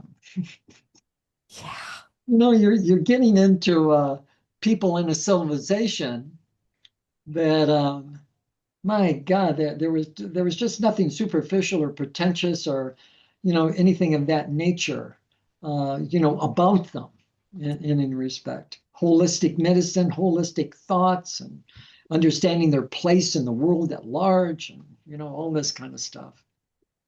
Yeah. I've been blessed with a wise elder. A friend of mine he's a very famous musician, Felix Cavalieri, a shout out to him. They used to call him the blue-eyed, like blue he was like a blue-eyed, like I guess blues singer, like how typically African American people sang the blues. So anyway, he studied with Yogananda. And I Oh guess my that goodness. was like this awakening. And I find that so interesting because, obviously Nora and yoga kind of go hand in hand. And I'm Right. wondering, like at Fahrenheit, Nora, if you're going to start to see people that are really wanting to communicate with their bodies differently. Mm. I mean, like, do you think, Tom, that the Uranus transit could affect like the body also, how we're communicating with our body, or is that more of the Saturn and Aries thing? Because people, No, no, I think you're we right. need It yoga. does deal with communicating with the body because Uranus deals with groups that are outside the line. Yoga is outside the line.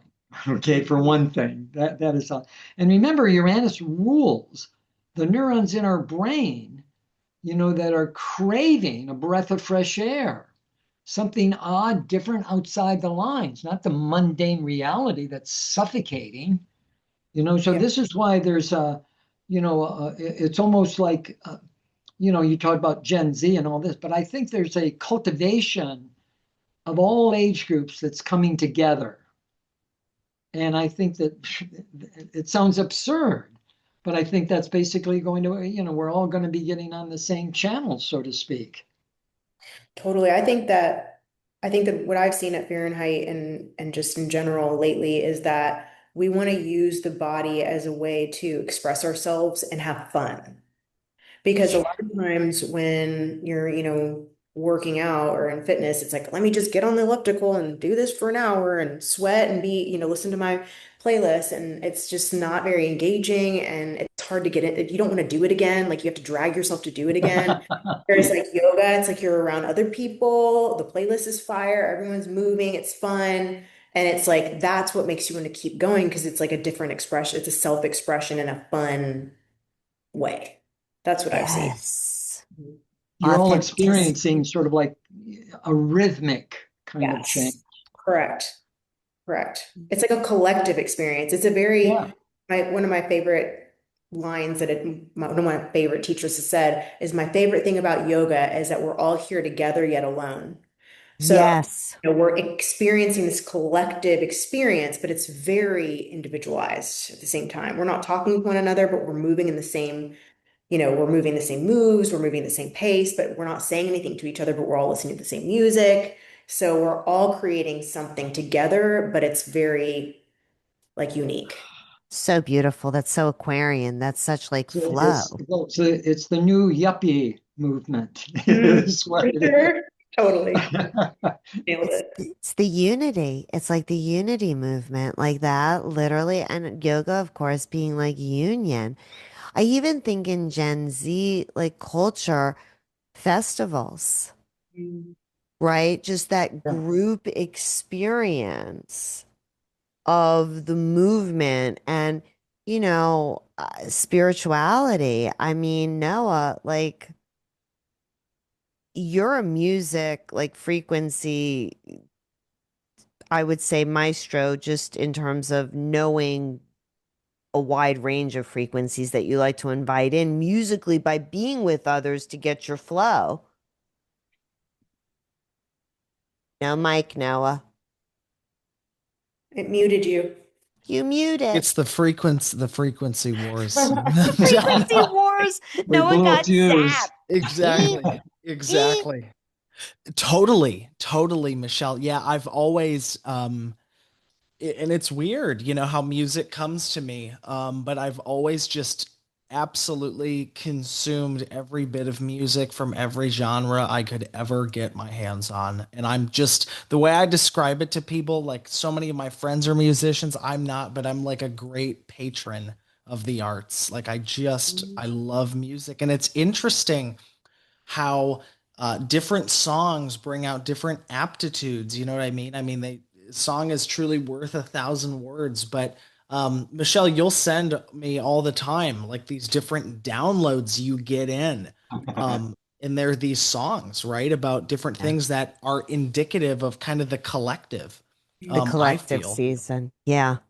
It's interesting. Like, I love that Nora gets to see the collective movement, Oh like yeah. in like a flow state like that. I get to see collective movement in terms of what people are clearing typically, right? Like Yeah. but it's so individual, right? I don't get to see it in a group setting except if ever I'm doing like education. And music is one of those things, especially in Nashville, Yeah. that I think intergenerationally raises all of our vibrations. Mhm. Like, Nora, you probably remember distinctly. Tom, you might not. Noah, you might not, because you might be like, it's always been there. Uh, I remember, Nora, when EDM, Oh when yeah. electronic, like dance music, like hit. Good. Okay. Now, when Tom, was that, Michelle, approximately? I would say so. Okay. Let's put it into like 29, 2010, like the early 2000s, like it started to Okay. really appear. Tom, it would be like when the synthesizer showed up in the 70s, like when all of a sudden you had like ELO doing like, really interesting things like electronically. So I remember when EDM showed up and our son had a party. Are you looking it up, Noah? Because you'll know when EDM like hit I the am. collective consciousness. Well, they like Gen Z loved it. Okay. I have to admit, it was a galactic beat for sure. And I had to assimilate to it. Yeah. Did you take to it right away? Were you like, oh my God, yes, Nora, the like EDM, like this is what I've been waiting for? It definitely like it wasn't necessarily what I would choose to listen to, but when I listened to it, there was almost like this remembrance of like, oh, like yes, like my cells were like, okay, like, but I will say I remember going to Bonnaroo one time and walking by the silent disco, but I feel like they were listening to EDM and everybody had their headphones on, but it was silent. They were all listening to the Oh same thing, yeah. just like, so I thought that was really cool.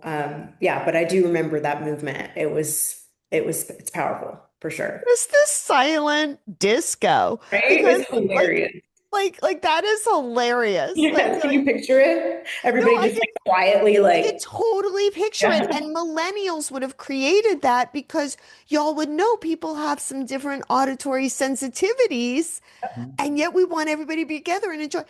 Gen X would have been like, put your fucking earplugs in. What's Yes. wrong with you? Rude, Like a rude, like you're blocking out, yeah. right?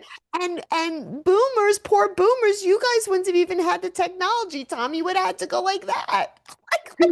Earplugs. You know, like it's so interesting that the evolution of differences, Like, Noah, do you remember a time where there wasn't EDM? No, I don't. And I was looking See? it up. So EDM stands for electronic dance Dance music. music. And Yeah. like when I think of EDM, Michelle, and I think most people are thinking of like the early 2000s, like early Yeah. 2000s, the 2010s. That's what I'm getting Yeah. from Exactly. AI here. Um, and there's almost like, how would you describe it, Michelle? Like, I don't know, like rave culture, festival culture, like underground party, right? Yeah. Is It, They how it it's dress wouldn't. up often too. Don't they dress considered. up now like in like little costumes and like even like Many animal? do. Yeah. Many do. Many do. But what Yeah. it says here is key moments in EDM history, Michelle. The first bullet point is the late 70s, pre-EDM, when disco evolved with electronic elements, notably Donna Summer's I Feel Love, Wow. 1977, That is, considered see, a that's fascinating because pioneering that's, track. see, that's what I was saying to Tom was like in the 1970s, it would have been like when the synthesizer, I wouldn't have thought Donna Summers, right? I would have thought like Boston. I would have thought like ELO, like that. See, there was a consciousness shifting. And so, Tom, what did you just say about the 70s before and where we were 70s, 90s? Is that Saturn, Aries? Yeah. Yeah, Saturn was there. I mean, that's why we were having sort of like the revolution and Vietnam and, I mean, all that kind of stuff was coming to a conclusion because, people were kind of fed up with that, and it's like, Yes. didn't want to escape to Canada, let's do something about it right here and now. So that's kind of this new, I wonder what kind of music will come from this period. Oh, totally. Well, Totally. And I agree with what you kind of like said. I'm just wondering why more and more synthesizer kind of thing wouldn't be more and more developed. You know what I mean? Because remember when we were talking earlier, I felt that sound was going to be a healing element. You know what I mean? So there's just going to be certain pitches and certain notes that will key part of probably your chakra, Mm. is what they're going to do. Different parts of your chakra, like color does. Color's nothing more than a vibration. Instead of like 1,500 cycles, it's trillions of cycles. You know what I Mhm. mean? It's same No, frequency. it's so interesting that you're talking about color, Tom, and light. And Nora, you'll get to see this tomorrow. But okay, so I had this sauna that it's just a drama thing. It's going to take 4 months to get apart. I got to spend like thousands of dollars to get them here. So I put like a chromotherapy installation in, and it's this like giant sphere, not like the sphere in Vegas, but it's this like sphere, and then it sits on a cube and it changes to all of the chakra colors, right? So while like you're on my table, you can take those colors in and everything else. Okay, so I had some folks come in, and Tom, it's funny because you actually know this person. She's one of your clients. It's Alicia, and she listens to the podcast, so she loved we're talking about her. Alicia came in, 29 degree. No, I think she's a 27. Yeah, she's an Aries-led Cancerian, 27-degree Cancerian. She's not really a touchy-feely kind of gal. She comes in and she go like if she loves you to death. But she comes in and she goes, my God, can I hug the orb? Can I just like her inner child totally came out like she hugged it. Right. Another one of my clients said, do you mind if I take a selfie with the orb? Like it was oh, making that's people so That's so happy. awesome. I love And that. the frequency of the colors, it was speaking to their Right. chakras. I feel like crystals do that too. Certain crystals where you're just like, zzz, it just like sucks you in. Yes. Yeah.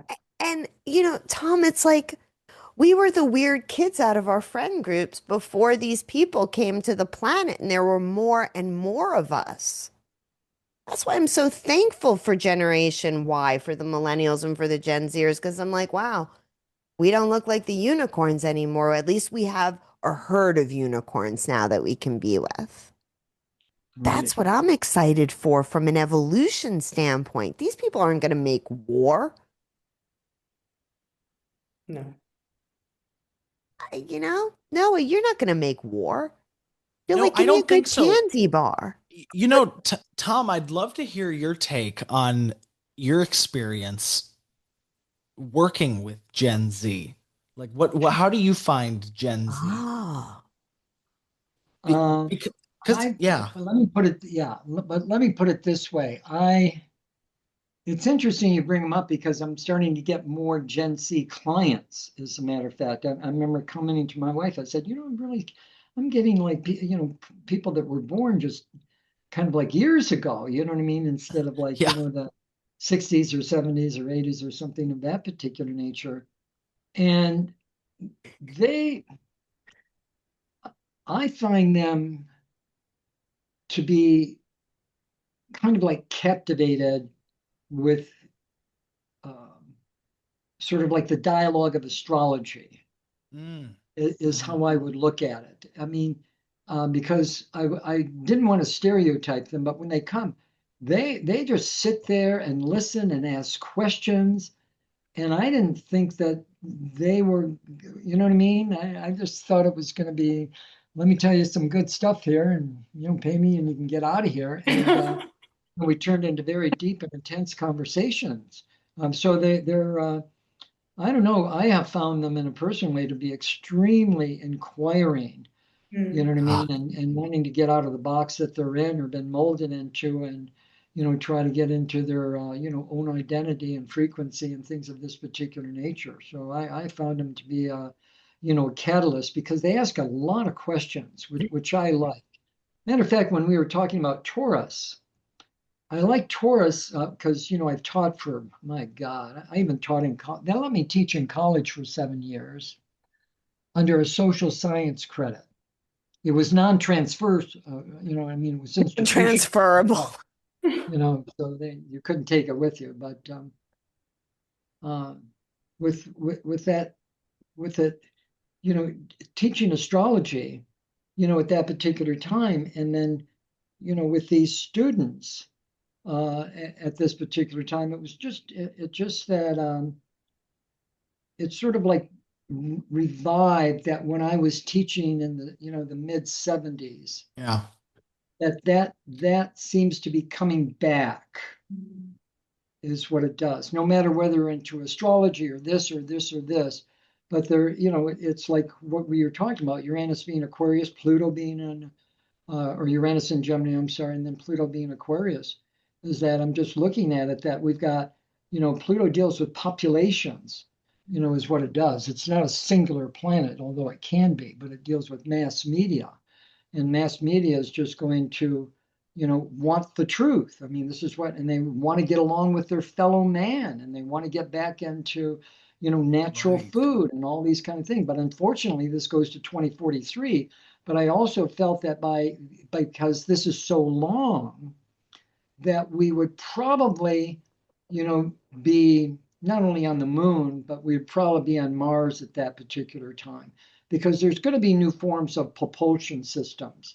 I mean, Yeah. right now, I think we're going to electric in cars. I think that's antiquated already. I think they're going to be getting into hydrogen, you know what I mean, that can be, Right. water that can be turned into, energy.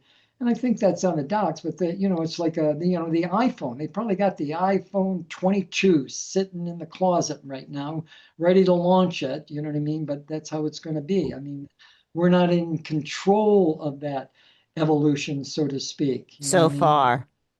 Yeah, so far. That's a good point. Just thought I Interesting. dropped it. Yep. I think that that's the power is coming back to the people. I think that's the Pluto in Aquarius, like the evolution revolution that we all have to live is that these corporations we're non-persons to them. And, Oddity. Yeah. commodity. And I think that those of us, for instance, I'll give you a very small example. There was a place that I would go to get my manicures and my pedicures. People, I go to places for people. I don't go for convenience, I go for the person, right? Well, this corporation couldn't really get their brain around that you go there for the person.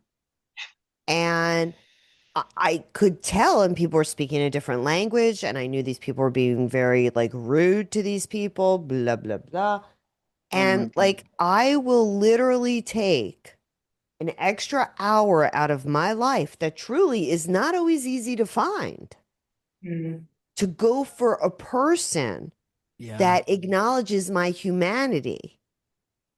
I pay the same exact money and I drive farther. And yeah. I'll do that for the relationship. That's what I think is coming to the forefront in terms of who we want to be in communication with. Right. Like, I'm sorry, but dealing with these things and now there was somebody who came in yesterday.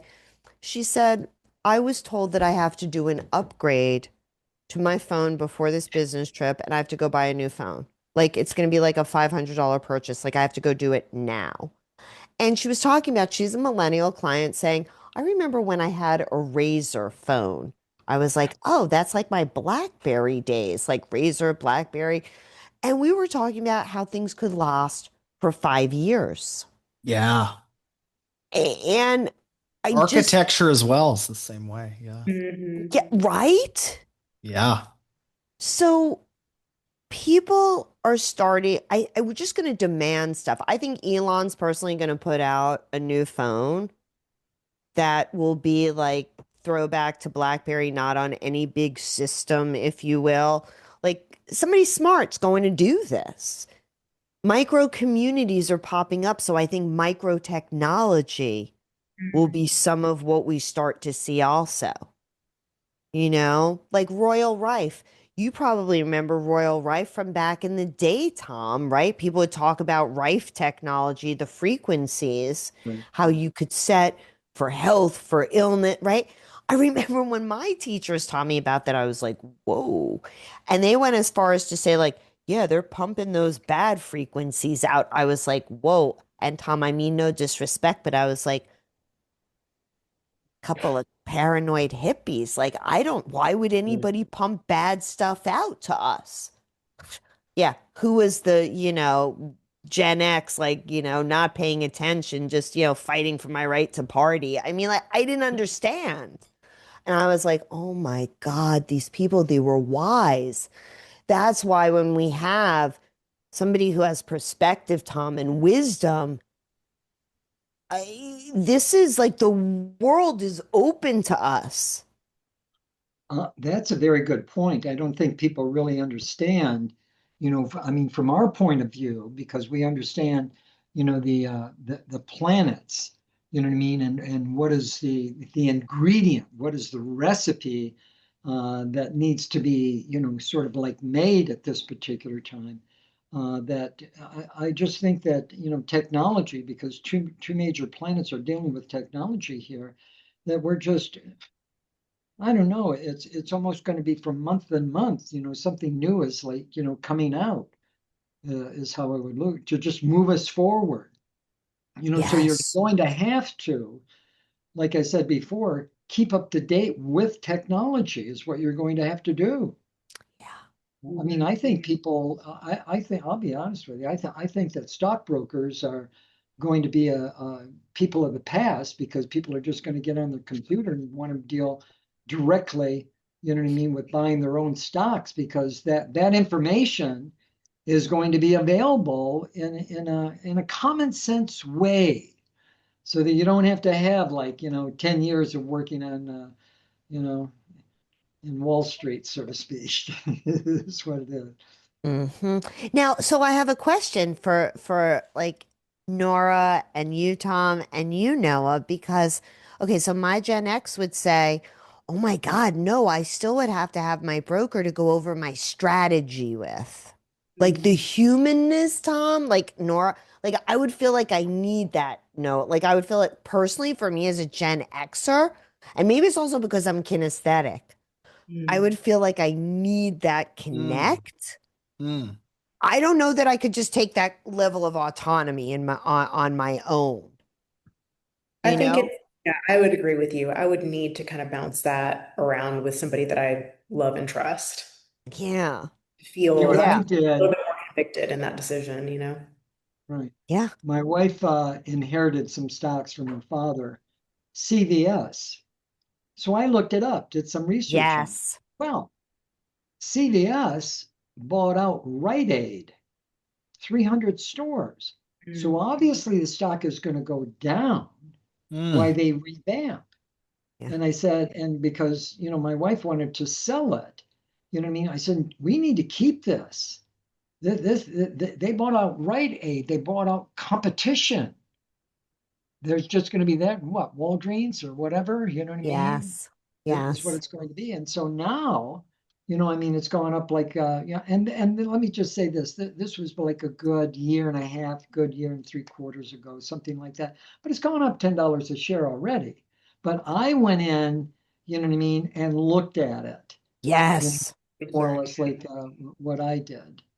But yeah, You well, were because you were able to use empowerment and go in like knowing Yeah. information that you would have had to call somebody for before, Tom.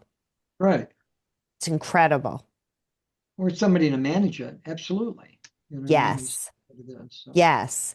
See, that's for sure. and that kind of thing, that decision-making power, I think is radical, like empowerment instantly for us as humans. The Mm. technology for the good, if you will. Absolutely. Right? Now, Noah, I bet you would feel comfortable interfacing with technology about trading. And I know you love people also. Yeah. Like, how would you engage it? Because, like, I've watched my own child as a Gen Zer engage trading and Totally. what he's learning and how he's learning from somebody who's in London and it's more of like a hobby and he has no like knowledge of this person in the flesh as Nora and I might have to have like somebody tangible like on the other side. Totally. Yeah, I do a combination of both That's what I personally. thought. I do Yeah. a combination of both. There are certain things, certainly digital assets that I manage myself, and do a great deal of research on. But also, I gotta say, I kind of, Michelle, have modeled the financial success of the boomer generation. And all of these, like, the boomers have a lot of wealth statistically. And a lot of boomers in my life are like, Noah, you should work with an advisor for this and blah, blah, blah. And because of that, I'm like drawn to that sort of modeling, because I know it worked for them. Yeah, So but you still use the technology I though, do. I do. and you still feel comfortable managing certain asset classes on your own. Totally. Absolutely. Yeah. 100%. See, crypto was the first one that I ever felt comfortable in my life managing Mhm. I yeah, I remember, on my Michelle. own. I remember when and I think I talked to you actually when I first purchased some Bitcoin, and I'm like, wait, and I did it, and I wired the money to the digital I wallet and whatever, and I'm like, is that it? Like, I like know. You were like, it's that easy? That's like what? Yeah, exactly. I mean, that's the other stuff that like what will emerge, and I feel like collectively putting our intention. And it's interesting, Michelle, because I was talking to somebody I'm working with yesterday, and he is a blockchain person, works for a very massive institution that is a publicly traded company, big name in blockchain. And they are currently in Bermuda in talks with the premier of Bermuda, who's looking to move their entire economy onto the blockchain. They're looking to digitalize their entire economy. And it's like, wow, it's very interesting, like you were. So I guess one question I have, Tom, I'd love your thoughts, is going back to money, which is timely because we're in Taurus season. What do you think about like decentralized currency? Do you think this is something that we'll see more of astrologically? Yeah, I mean, I would. I think why Uranus is in Gemini, and especially Pluto being in Aquarius, because Pluto deals with other money. I mean, it deals with like the stock market and investments. So Pluto on Uranus wants to make it Uranus is quick. So I want to make something odd, unique, outside the lines, different that I snap of a finger, it's mine. So I think that there's going to be more different, kinds of crypto that's going to be, kind of offered. But I think, yeah, I think the paper dollar is going away. I think it's Mm. going to go away, not exactly in the next year, you know what I mean? But I think the next 2 year, 2 to 3 years, I think that's one of the things that's going to be phased out, and everybody's going to have to do it. Is Right. how I would look at it. I actually I have a little bit of it different, and it could be totally wrong, Tom. I feel like somehow the dollar will be transferred back into, like, it'll be tied back to gold possibly, Oh yeah, and right. somehow it won't, like, just disappear, like collapsing of currency that's happened in other, like, nations. Like, I don't even want to suggest that for us as a culture, like, vibrationally.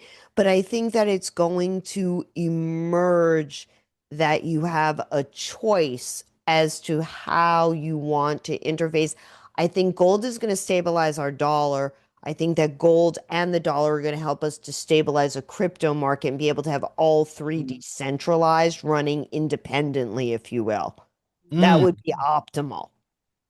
Yeah, But I had told people back in around 2020, as a matter of fact, time to buy gold, and I bought some myself. As a matter of fact, it was I think 18 or 1900.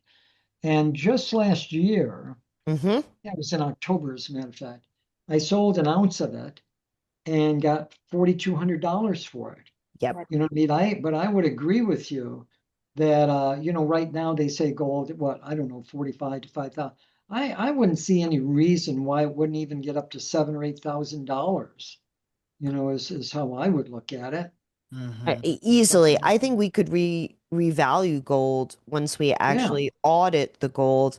I think it right. could go as high if you look at it comparatively in the marketplace that we exist in globally. What if it was revalued at $45,000 an ounce? God, yeah. I mean, Right? let's look at the Iraqi dinar right now. It's got I think they've got like 70 or 80 billion dollars in gold. They're ready to come back out. You know what I mean? In Mm. which instead of the American dollar, I don't know, maybe worth 1 cent. You know what I mean? It's like um, those $25,000 certificates could be worth $100,000 because they Right. they basically say the dinar could be like around anywhere from 3 to 4.25 American dollars, is what it's going to be. And that's a long time coming. I mean, that I remember when people were buying that, like, my God, I don't know, 10, 12 years ago, Yes. something like that. But now the country is becoming extremely stable. They've got a pipeline going into the Mediterranean, ships can pick it up right there, take it That's right. off, that kind of stuff goes on. Yeah. So instead of making war and doing all those kind of things, I mean, they're doing the right thing. It's like, let's make money for everybody and let's enjoy the amenities that, like, that our country can enjoy, the people can enjoy. Yeah. Right. I think the best is yet to come. Oh, no, I agree with you. I think that's why we have these five major planets here. And I mean, we're all talking about what can go on, but the thing is that literally, you know what I mean? What is going to give us a stamp of approval that's even outside the lines of what we were even talking about? Yes. I mean, Dream I mean, we're big. talking about a shift. You know what I mean? It's like shift hell. This is like a reincarnation process. Is what it is. We're being rebirthed. I mean, I definitely think that we're being rebirthed. Some people say our light bodies are being reborn, right? We're becoming homo luminous, right? Full body Yeah, ascension. You know, other people believe that this is kind of the do-over of the timeline of Atlantis, right? right. Where we don't implode and we actually continue to elevate and continue to grow.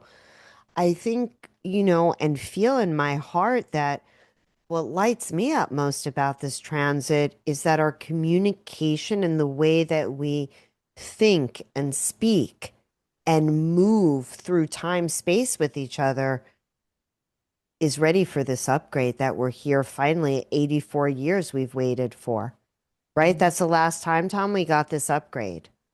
Yeah. Wow. Long time. That's a long time. That's my Well, I mean, father's one whole of the things lifetime. about Uranus being in, when in Aquarius, we're talking about World War II. But look at what it did to humanity. We had our problems with other countries. Women got out of the home and went to work.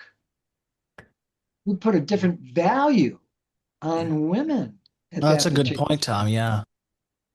Yeah. Yeah. time. Yeah. That's a good point, Tom.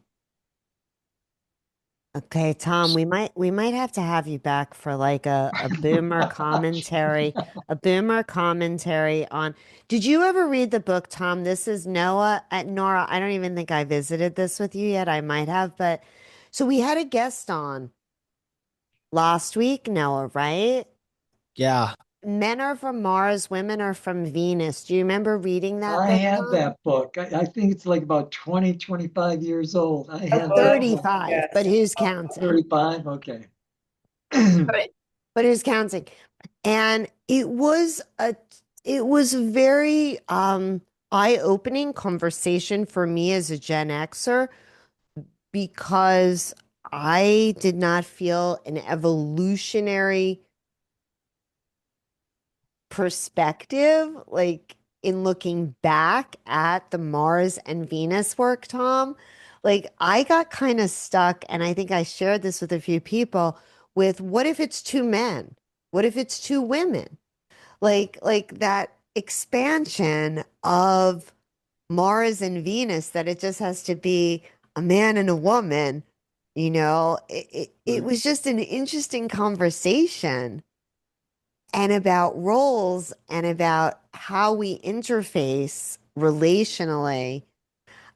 I don't know. I felt comfortable in my divine feminine, but yet very uncomfortable at times because I was not relating as just a being from Venus, right? Meaning a podcast, doing this kind of thing, having a business, right? Like being an entrepreneur, like those are very Mars associated things, right, Tom? Absolutely. Absolutely. So don't we have like both planets in us? That's what I kept thinking. Like we have our Mars and our Venus placements. Mm. Not Mm. just because, right? Every man, every woman Right. has a Mars and Venus placement. Yeah, we do. Yeah. Yeah, I So, have looked at because a lot of times clients want to talk about a relationship, you know what I mean? I'm very yeah. blunt with it, as a matter of fact. But I've looked at Venus because we always think it's the planet of love, you know what I mean? But I look at it, especially if a major planet is hitting it in a good way, that we have an opportunity uh, to meet our divine complement.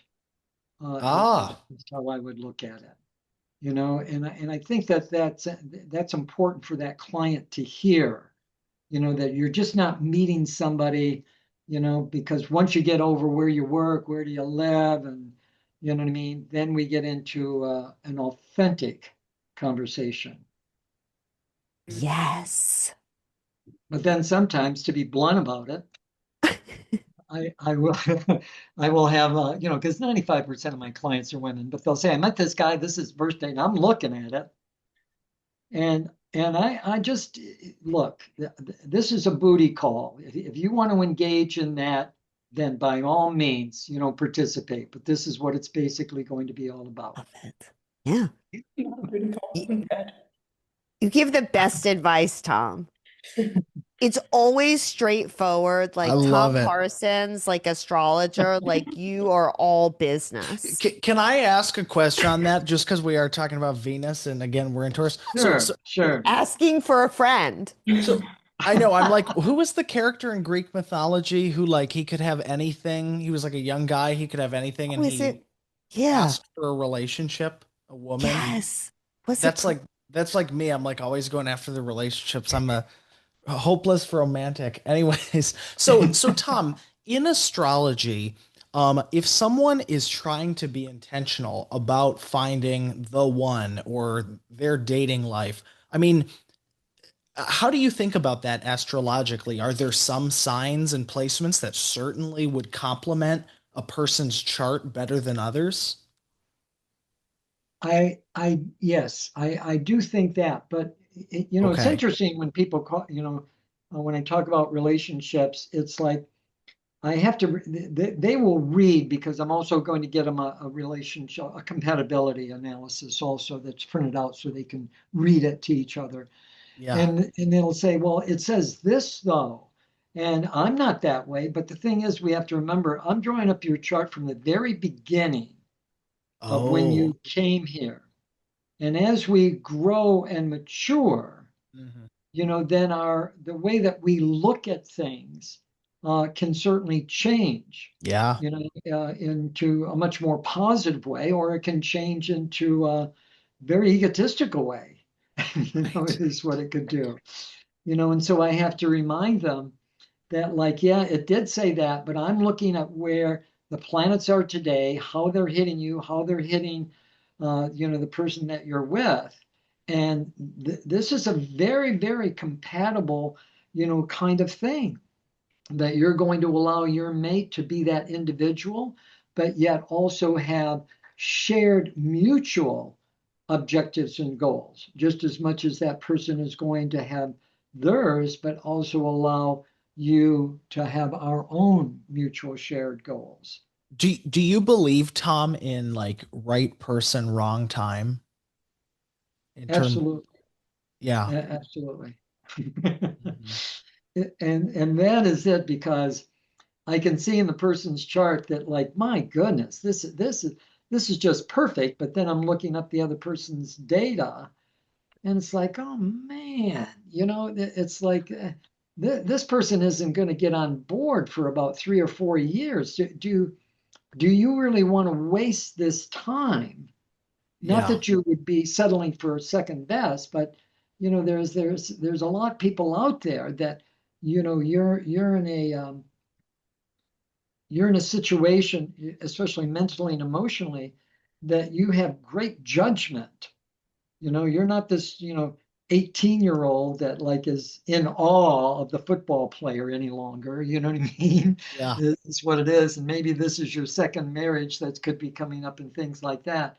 So, we've got lessons and maturity, behind us to know what we can be satisfied with, and what we are no longer going to tolerate in our life that's going to inhibit who and what I am from the inside out. you know Right. and that's why Right. compatibility, gets, boy, it gets pretty hairy. And sometimes people, I've had a couple sit here all lovey-dovey, and I've had to, like, really watch my words, and expressing them very carefully. You know what I mean? Because I could basically just see that, like, you're going to be throwing darts at this guy, let alone slicing and dicing him in about a year, is what it is. So all I can do is say, give this a little bit more time to develop, I instead of, like, see. rushing in and living together, and things of that nature, trying to be hopefully objective and rational with them. Now, just to like simplify it, and astrology is not simple. I appreciate that, Tom. But like, if somebody was thinking about a romantic partner and they had access to someone else's chart and they had access to their own chart, like what might they look at? Like what placements should they pay attention to? Well, first of all, I wouldn't want Saturn placed in the seventh house of relationships, Mhm. is what it is. Saturn in the seventh house of relationships, partnerships, clients, you know what I mean, let alone the intimate relationship. Uh, Saturn is, uh, very objective and rational, and usually relationships are extremely problematic, but they learn about themselves through relationships, is what they do. So usually they don't get married, Mhm. or form a bond with somebody till around 35, 38 years old, when a lot of times because especially I do younger women, that are in their, late 20s or something like that, early 30s, that they've seen all their girlfriends all of a sudden marry the high school sweethearts and having children. And it's like, it's like, when is this going to happen to me? You know what I mean? But you Uh-huh. need to understand you are learning. You know what I mean? Not so much about relationships, but you're learning about yourself and what you want to embrace in life, not only for yourself, but for the total whole, is what goes on. And sometimes that takes time. What I'd like to see in the seventh house, you know what I mean? Because it is relationships. Let's just understand. I'd like to see Mercury there because it's all about communication. I'd like to maybe see Jupiter there because it's all about a person that can't exactly sit still, but like, let's take a class or let's travel, let's do this, let's go out for dinner. You know what I mean? But Jupiter says we are both having we both have a 3-digit IQ, and during that 3-digit IQ, we want to expand and broaden our lives as a human being. So that kind of thing. And then interesting, early in my career, I did a study on especially lesbians or bisexuals, or and what I found, and this is not to say for everybody, but certainly that is kind of like odd, okay, to contemporary society. But I found that they would have a negative aspect from Uranus to Venus, which means not that I'm not in a relationship, but I'm in a relationship that's odd, unique, outside the lines, and there's nothing conservative or traditional about it. Oh, interesting. It's more or less like what it is, but it works. It works. It works. Mm, mm, So who am I to judge, what's in your heart? yeah. Right. Yeah, no, love is love. Yeah. Wow. Wow. Okay, so avoid note to self. Seventh house, Saturn, avoid at all costs. I'm like sitting here calculating. I'm like, okay, thank God. Okay, mine is in my 10th house, so that's okay. Or No, and even then getting away from relationships and looking at the career. When I see planets in the career area, it's like, hey, look, you need to own your own business sooner or later because you're smarter than the people that you work for. Why benefit them when you can benefit yourself? Uh-huh. Because if you've got planets in the 10th house, that means activity.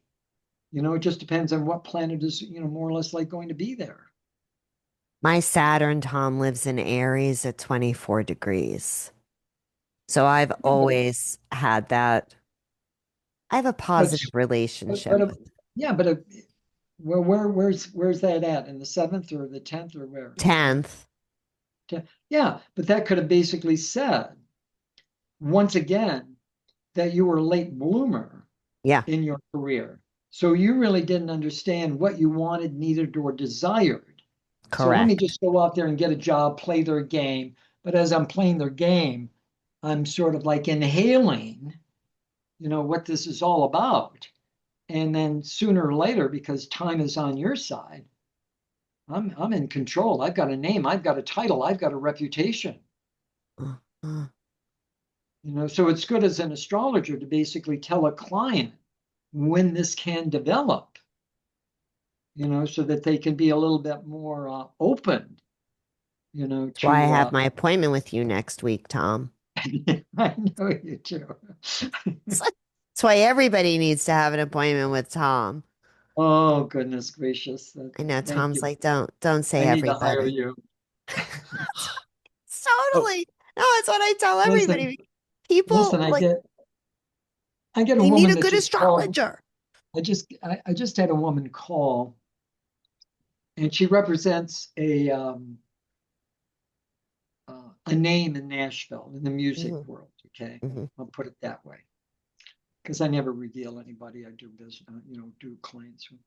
But anyway, so last night, hey Tom, because I do parties, you know what I mean, is what I'll do. You know what I mean, and Oh, Tom, I didn't know that just go there to about you. Right circulate, and put your on. birth date, and things of that particular nature. Yeah. Is what I do. And Okay. so they want to know if I could do a party Monday from 6 to 8, and it's like, No, I'm kind of booked like 3 weeks in advance, and I'm really booked on Monday. So Yeah. I'm really sorry, but I recommended two of my colleagues, but I can only recommend, and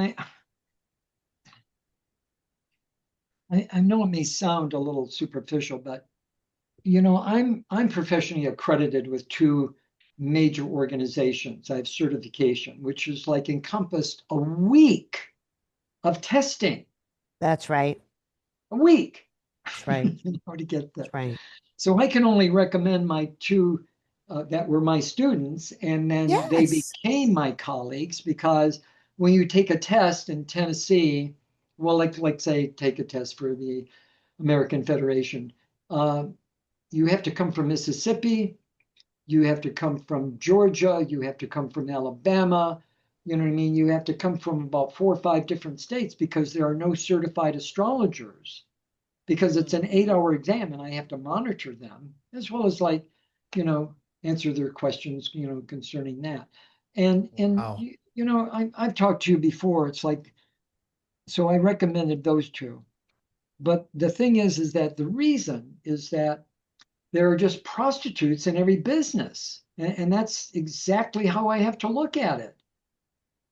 It's I mean, and unfortunate. I've been a witness to that by, having my Akashic records done many, many years ago. And then, because I was at a forum where they had astrologers. Matter of fact, I was one of the astrologers that was there. I was doing a class there, but they, all kinds of things that dealt with spirituality. So I walk out and I'm taking a walk around because it was on a college campus. So the guy that gave me this Akashic record reading, right? He's there smoking, and he had a small little bottle of whiskey, and it just, you know what I mean? It just that, oh my God, I just paid good money. How can I take this seriously now? How can I take this seriously?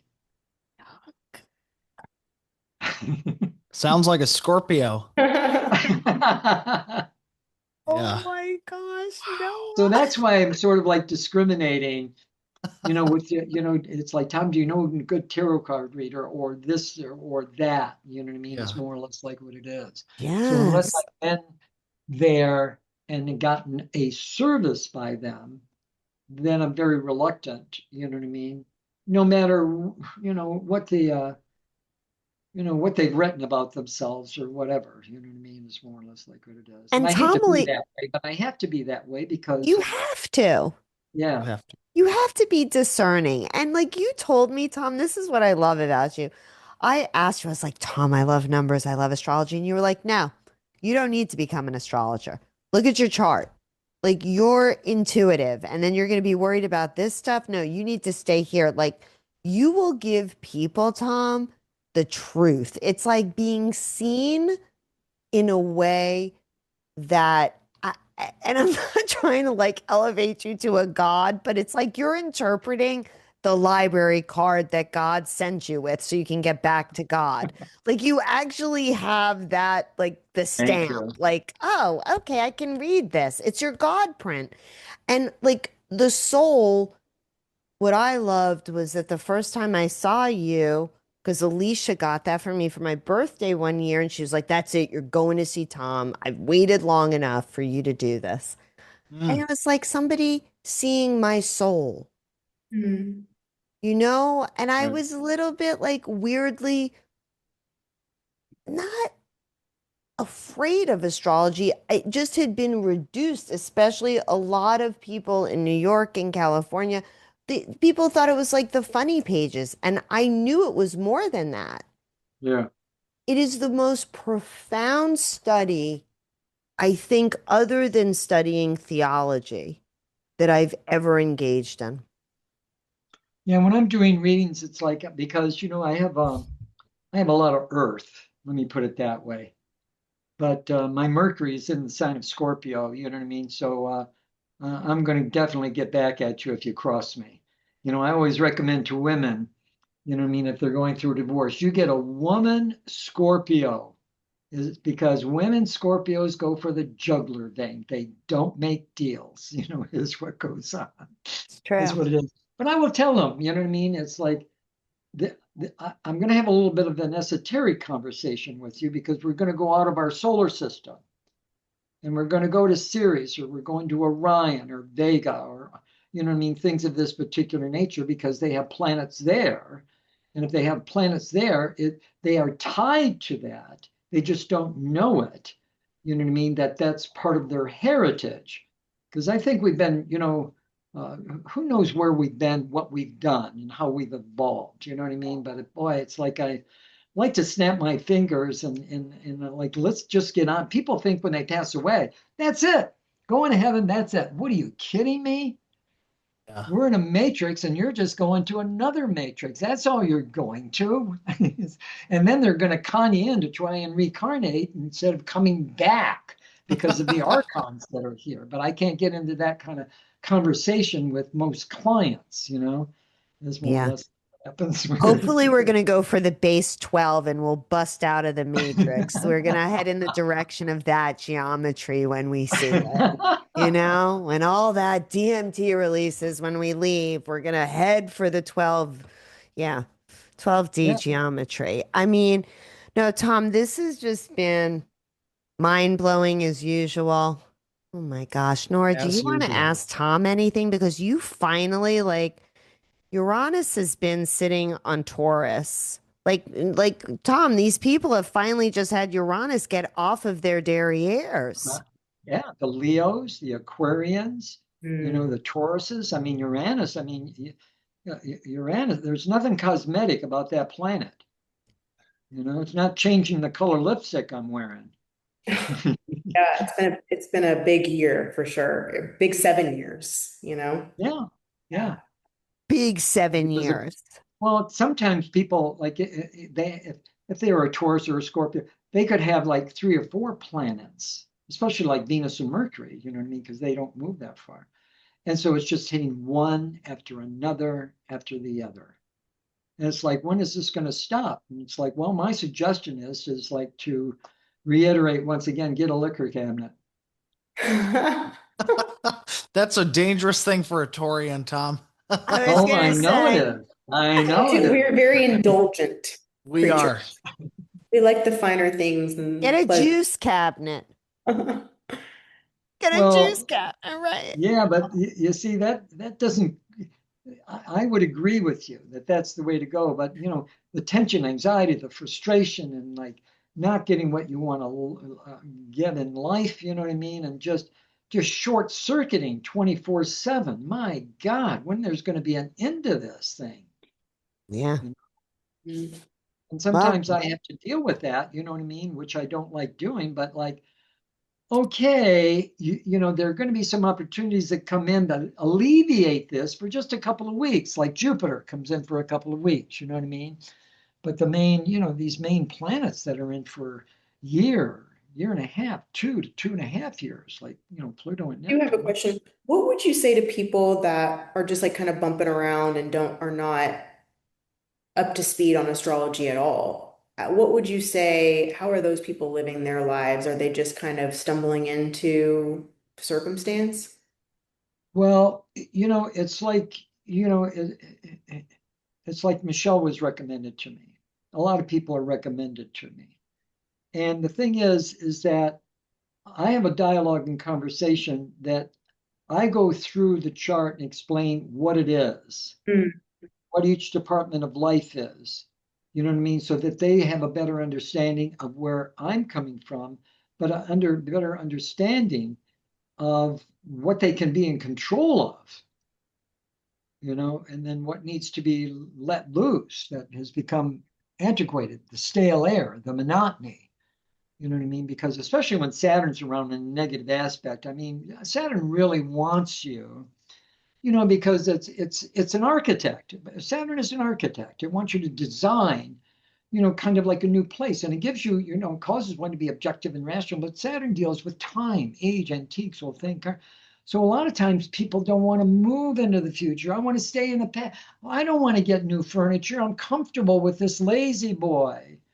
You know what I mean? I don't want to move, even though I should move or change job or things of that nature. You know what I mean? Is what it is. And so Saturn's in a negative aspect. They stay where they're at, but they kind of like hibernate. is what they do, because it's safe, it's secure, because the fear of moving forward brings Yeah. procrastination anyway. I think I have one more question for you. In Yeah. like a few like sentences, how would you describe the difference between astronomy and astrology? Oh, that's when I became the laughing stock of my astronomy class when I was going to U of M, as a matter of fact. I accidentally told them I was an studying astrology. And so I became the person to pick on, is what it is. But let me just say this. Physicists and astronomers have been very kind to me when I've been in social situations with them, because I have been, is what it is. But let me just say that the majority of astronomers, um, they're just looking at this ball that gives us a frequency. And I'm basically saying that because of its presence and because of the radiation that and microwaves and all that stuff that is coming in, and then they transmute that and they, give it to us, so to speak, is more or less like what it is. I mean, it's like a dog. Here's the frequency that we don't. We're going to be able to hear that frequency as where Uranus gets in Gemini, which is communication. Is what it. And then there's another planet. They thought it was a brown dwarf out beyond Pluto, way beyond Pluto, as a matter of fact. Now they think it's a couple of planets there. Well, if a couple of planets come in, that means that, and the discovery of it, it's put on, it's put on the stage. That means that the evolution of humanity is going to start embracing a new vibration, a new frequency to give us further wholeness, like Pluto did. Look when Pluto was discovered, 1930. What was going on in 1930? This is when everybody had a psychiatrist. This is when Freud, Adler, Right. Skinner, this is when the major spiritual people like Max Heidel with Rosicrucians, Steiner, Rudolf Steiner, my man, you know what I mean? Alice Bailey studied with the Tibetan monks for years and years. Colleen, what is her name? Colleen, I forget her last name, that brought out theosophy. So that was like Oh. everybody was broke. 1930. Oh, yeah. So then Pluto was discovered. So we were looking within ourselves. That's what Pluto is. That's when I tell people, it's like Pluto, you're putting yourself under the microscope. You are the detective, and as I said earlier, your perception of reality to see through, you know what I mean, is becoming quite clear. And then we're getting into our soul's growth. Why did this happen? Why did I lose my job? What am I getting divorced and all these kind of things that went on in the 30s? But it stimulated, people wanted to know why, what was going on with me. So we either saw the therapist or psychiatrist, or some people started gravitating, to the teachers, to the teachings of these holistic spiritual people. All came at the same time. And like I say, Steiner, I've got like about a dozen books of his. I actually went to the Waldorf School for about a year. When I went there, there were only 4 in the world, and one was in Detroit. And I went there to study astrology there because there was a guy named Willie Suker in from California that was going to be there for a couple of months to teach about that. So, Wow. It's really cool. Yeah. and Rudolph then I don't want to Steiner. say that Max Heidel studied with Steiner, but he stole a little bit of the information, then brought it back here, you know what I mean, and then Mm. founded Rosicrucian Society. But I found Rosicrucians, and I don't mean this in a demeaning way in any way, shape, or form, because I studied with that for a few years. But astrologically, you know what I mean. If you read the interpretation, let's just say Venus or Saturn square your Venus, something like that.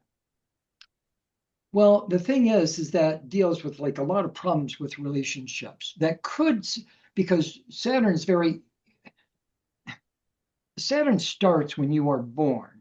So it deals with the parents. So your parents could have been Saturnian, the Satan kind of thing. They could have been very restrictive, not shown their love, didn't put their arms around you. Maybe was a drunk. The father left home. So you had a very, very difficult, home life, but also you didn't know how to relate to people. Maybe you became a babysitter for the other four kids because, daddy dearest left or whatever, those kind of things, sort of like, God, go on. So when I say, when I see Saturn, Venus in a chart, it's a person that needs time to learn to express their feelings, to express their love, and understand that, the people that they are around, not everybody wants to put them in a dungeon, put them on a leash, or do their talking for them. And that takes time because you inherited, from day one when you took that first breath, that parental kind of like guidance in some respect. And some of it wasn't, nice at all. But you can see that in a chart, pretty easily as a fact. I mean, if I see Mars in a negative aspect in the fourth house, that usually deals with especially with a girl that she was molested. Not all the time, but I'm looking at the aspects, you know what I mean? That like, oh boy, I want to talk to you about something here. Wow. That's incredible to me. I feel like, the difference is for me what astrology has taught, and I loved astronomy before, it's taught the whenning. It's like the timing. And I just personally believe that a God that would send us to Earth School that we contracted with for our soul contract would send us with as much information as possible because any good parent would just do that to help out their kid on their journey, right? Right, right. And, I think that our founding fathers, having been astrologers, was Yeah, a they were Masons. they were Masons. And I mean, even when you go to, I think George Bush, I mean, he was part of the Skull and Bones in Germany, which was a fraction of that, the Knights of the Templar. yeah. And there's some interesting stuff about that in and of itself. And Oh my God, yes. I think that the quantum awareness that's happening with this Uranus and Gemini, I will be intrigued, Tom, that in like, I don't know, I think in another year from now, we might be talking about time breaking down, the multiverse opening up, and realizations that we kind of had to remember to forget, and now we can forget to remember or bring it on back. I don't know where people are in that spectrum, but we were talking last time on Gen XYZ about the Back to the Future kind of things, that this juxtaposition of our superposition possibly in the universe and realizing that that might not be fixed and it could be a very malleable point in the matrix Right, right. That's a that good word. I like that word. it changes our reality. And so these are just like some of the big things that I think collectively, the more we can come together and communicate and share our experience of the energy of being in this, the more that we can all utilize this transit for our greatest, highest good, Right. of all. And that's why it came back to Pluto. That's why it affects masses of people or people in charge of masses of people. And when it was discovered, you know what I mean, it affected masses of people. So if we've got maybe a couple of other planets out there that are, maybe going to introduce themselves to us, you know what I mean? Is this really maybe Uranus being in Gemini and Pluto being Aquarius is preparing us for, sort of like, as we said, like the new matrix that give us maybe a little bit more totality, within our thinking, so to speak, that's a little bit outside the box, but it's always been there. We've been, waiting for the key. Yes.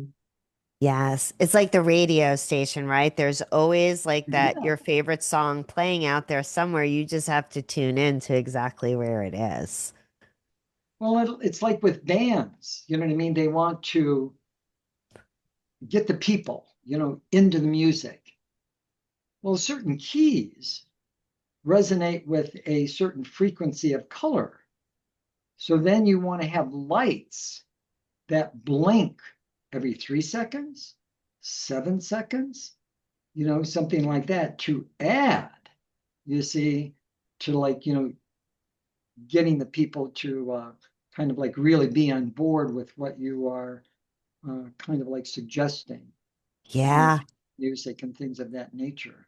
Bringing them into that energetic Well, flow. I don't think it's haphazard. You know what I mean? I think it's like, I think there are people that are smart enough or, you know what I mean, that know how to do that kind of stuff. Oh gosh, yes. Those jingle writers. I know that that has kind of been lost, but people used to remember those little jingles all the time. My grandma would sing those things and yeah.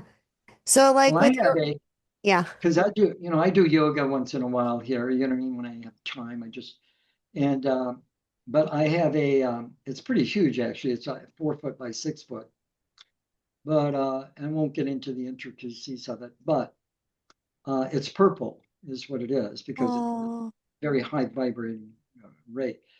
But it's made of it's made of satin, but silk and satin are insulators. So you Mm. want to lay on them.